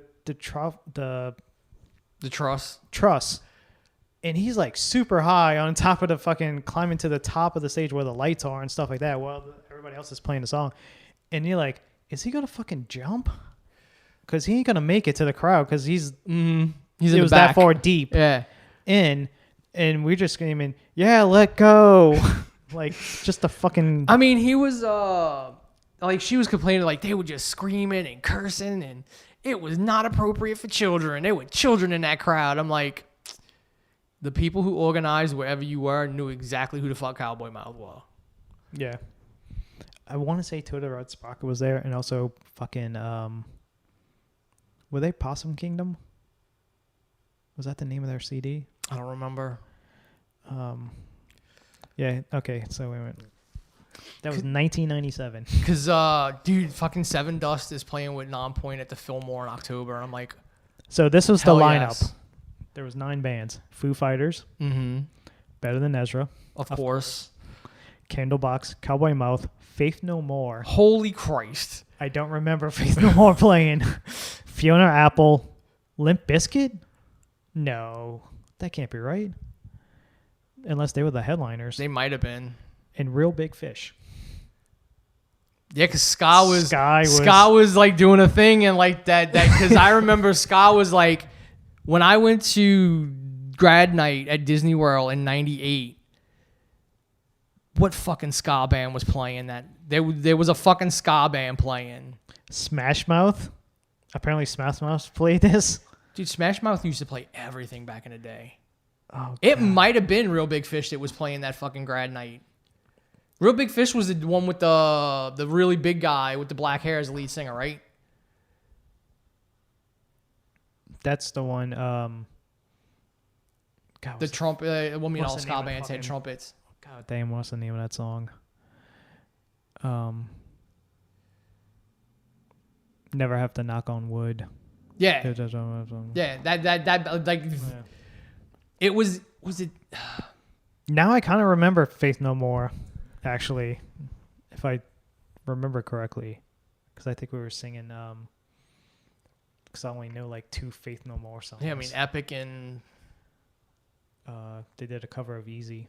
yeah, that's like 2 of the fucking There was one other. yeah. Because I mean in '97 they had to have been There was one other song after Epic came out that wasn't as big.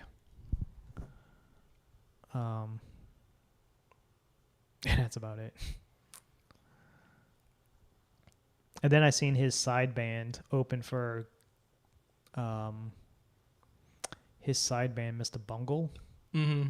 the lead singer guy, opened for Rage Against the Machine.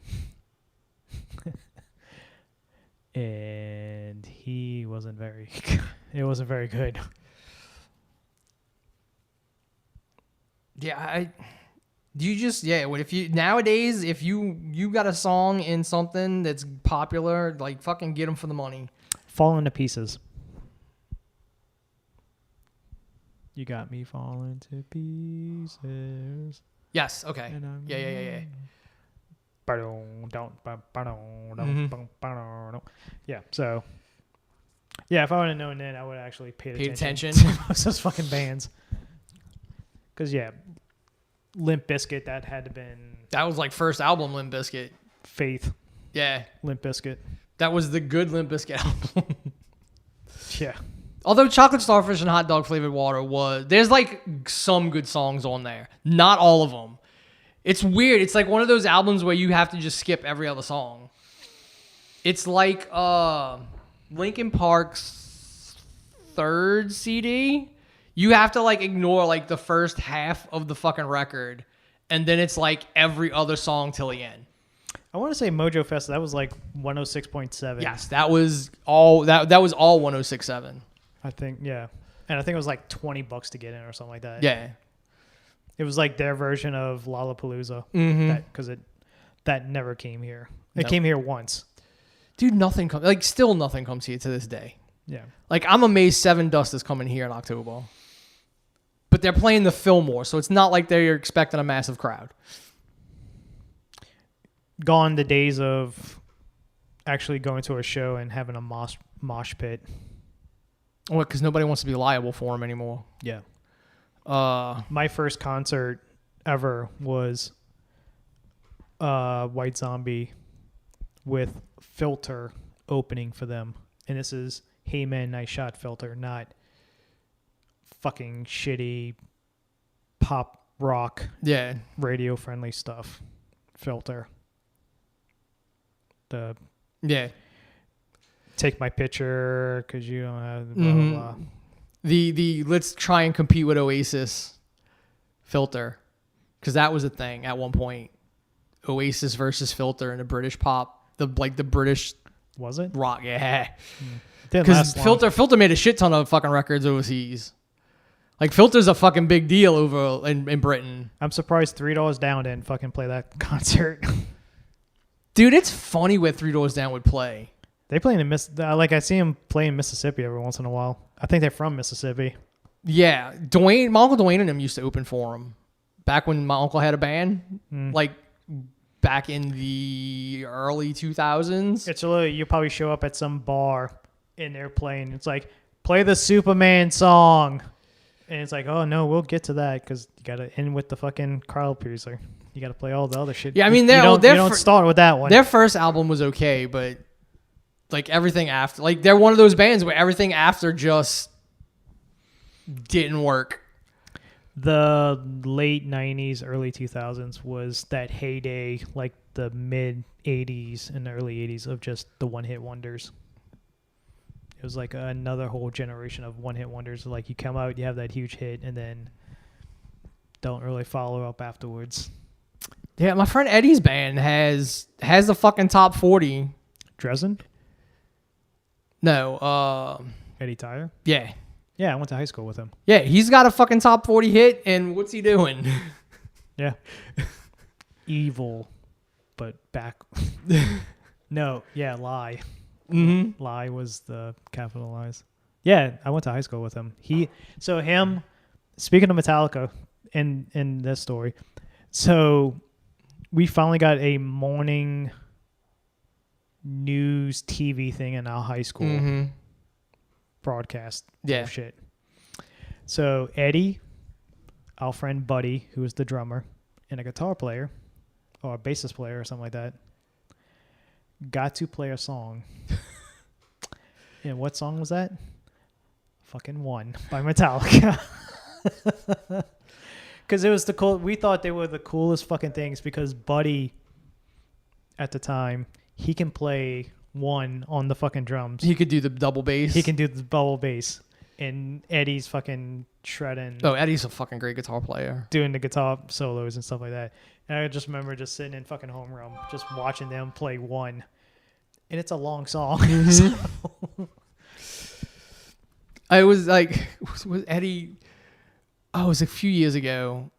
And I was bugging. Like, it was before he came back down, I think. Yeah, I've run into him because he comes to Tim's shop every once in a while. Yeah, and I'm like, when are y'all playing again? And he's like, I don't know, when can we get a white boy singing Whitney Houston to open for us? I'm like, if I have to get on stage and sing Whitney Houston to open for y'all, get y'all back down here, I will do it. Because I mean, it just sucks because, dude, they literally probably drew as big a crowd as Nonpoint did at the fucking at Whatchamaniki the last time they played. Southport. Oh. Like, just nobody goes to shows. And the ones that do get are like, we saw Deftones at the Orpheum. We saw Lamb of God at the Orpheum. Well, that's it now. A lot of those bands that come down, they don't play UNO. Or they don't. Yeah, that's what I'm saying. Like, because they know, like, they play these other spots because, like, they can't get anybody. Like, nobody shows up for them. Even when Ozzy and them came. That was at the arena. Yeah, it was, like, half empty. The floor was half empty. I don't remember Tool being packed. Like, Tool wasn't sold out. No, Tool, I mean, the last time we seen Tool, they was pretty packed. Was it? Yeah. Maybe, I guess. It was also Mardi Gras. So, yeah, you had a lot of people in town. Yeah, and also I think you had parades going on at the time. Or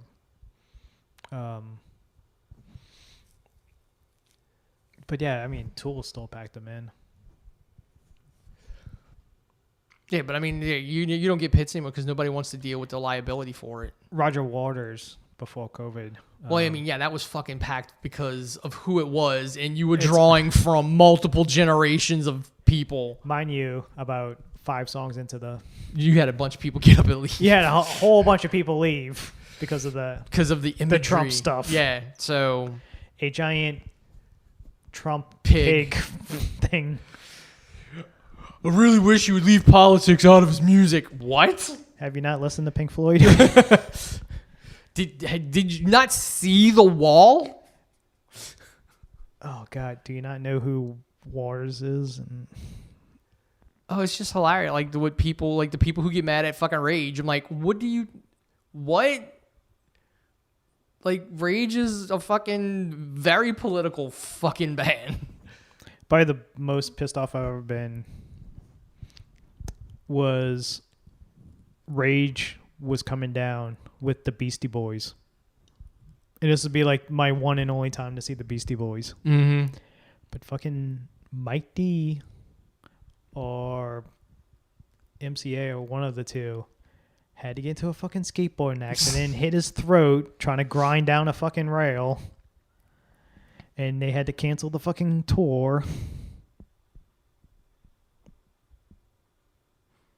I think it was Mike D. And then one of them ended up dying. Oh yeah, Not soon after. Yeah, we don't get many bands down. Cause Lamb of God, like the last time Lamb of God came, they went to the Orpheum and we went and saw them. I mean, I think there was more people in that bowling alley / concert hall when we saw them in Vegas than there was at the fucking Orpheum. Oh, you really want to piss her off? Tell her to listen to Post Malone's cover of Better Man. Oh God, it is fucking bad. But, oh my I mean, God. she loves pointing out the fact that all these women have their first dance is the Better Man, which is basically a song about abuse. finding a better man. Yeah. She leaves. She sleeps. She leaves her fucking husband for somebody else.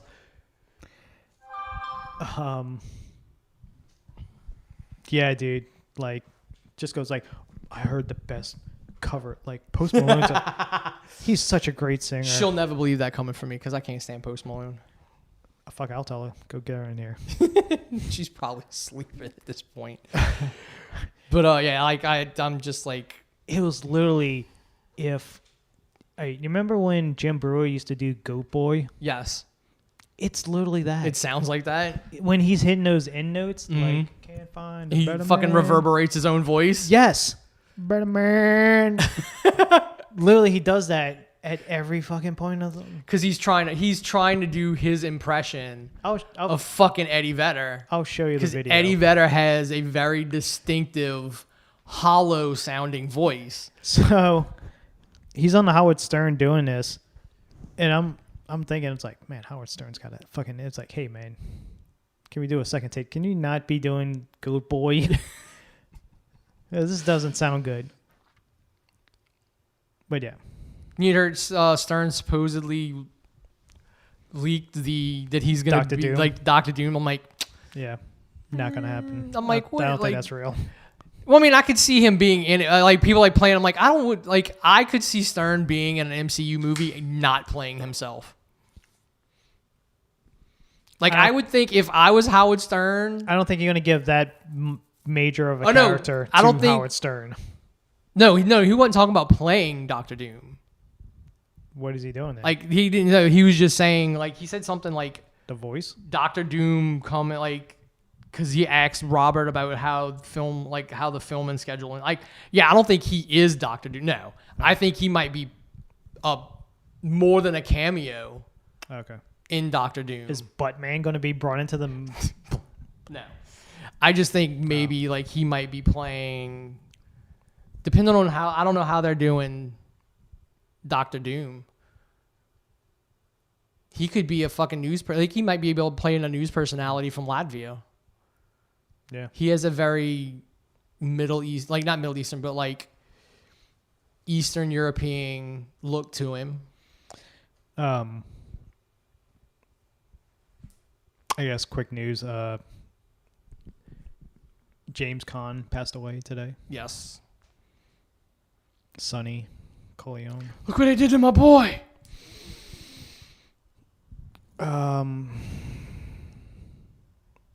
He was the original Max, getting fucking whacked in the ankles Yep. by Kathy Bates.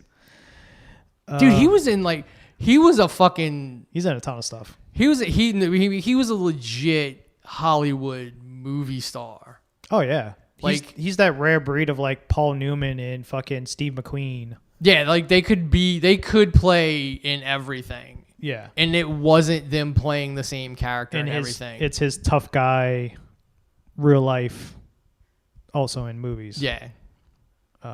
Raced cars and stuff like that. And I'm guessing his son is still on NCIS. No, his son was on Hawaii Five-0. Hawaii Five-0. That's it. I still say fucking Elf is the most overrated film. A very overrated film. Not the most, but very overrated. It is an overrated film, but it is a funny. It's not. It is a funny Will Ferrell movie. Because I will stand by. Will Ferrell is funny when there is someone to control him. When he gets to go do whatever he wants, he stops being funny and just. That's why I can't stand Step Brothers. Like I can't. Like I like Talladega Nights because he's restrained. Elf, he's restrained. Nice Guys, underrated. Yes, very nice guys. He's restrained. No, the other guys. I'm sorry. Yeah, the other. Yeah, he is guys. restrained, but he's funny as hell. Also, Nice Guys, extremely underrated. Yes, that is an extremely underrated movie. Ryan Russell Gosling. Crowe and Ryan Gosling. Is it Ian? No, Shane Black. Yeah. Wrote and directed it. I wish it would get a sequel. Yeah, those were those two those were awesome characters. That was like an awesome Russell Crowe's straight man to Ryan Gosling, because Ryan Gosling can play fucking hilarious. Mm-hmm. And he's always in all these dramas and shit. Look at the fucking Barbie film that's about to come out. Oh my god! It's got so much, it's gonna make so much fucking money. Ironically and unironically. Yeah, off of like 2 pictures in a. Oh no, there's been other ones of them in cowboy shit. It's going I don't know if this is going to be. Well, apparently there's multiple Barbies and there's multiple Kens. Okay, because I don't know if this is going to be the entire world is like them, or if it's a Brady Bunch situation. Oh, they're modeled where they are that and the rest of the world is normal. I don't know what way they're going with this. I don't know, but people are going fucking nuts. Look, as long as you know what, the only thing I'm not going to watch it. I'm not going to watch this movie. All I care about is if she drives a pink Corvette. Barbie always drove a pink Corvette. Apparently they can't use I'm a Barbie girl. No. So Aqua got sued by Mattel. Yeah. Back in the day, so hell no, they're not going to let them use it. What else? Clerks 3 trailer came out. I feel like it's Kevin Smith. Kevin Smith making a biopic. Kevin Smith's making a biopic about himself, but I think he's taking a personal shot at me. Because I feel like I'm Randall. Yeah, wait until you have a heart attack and then we'll make a movie. Yeah, we'll finally get off of our asses and make a movie once I have a heart attack. It's the heart attack. It's not the house exploded in a tornado and in the bone infection. Nah. Wayne's got to have a heart attack first. No, because he's got to have the Kevin Smith moment. Because Randall is in the hospital bed, hooked up to all the fucking machines and stuff like that to keep him alive because of the heart attack. Yeah, and then he's like, let's do it. Let's make a movie.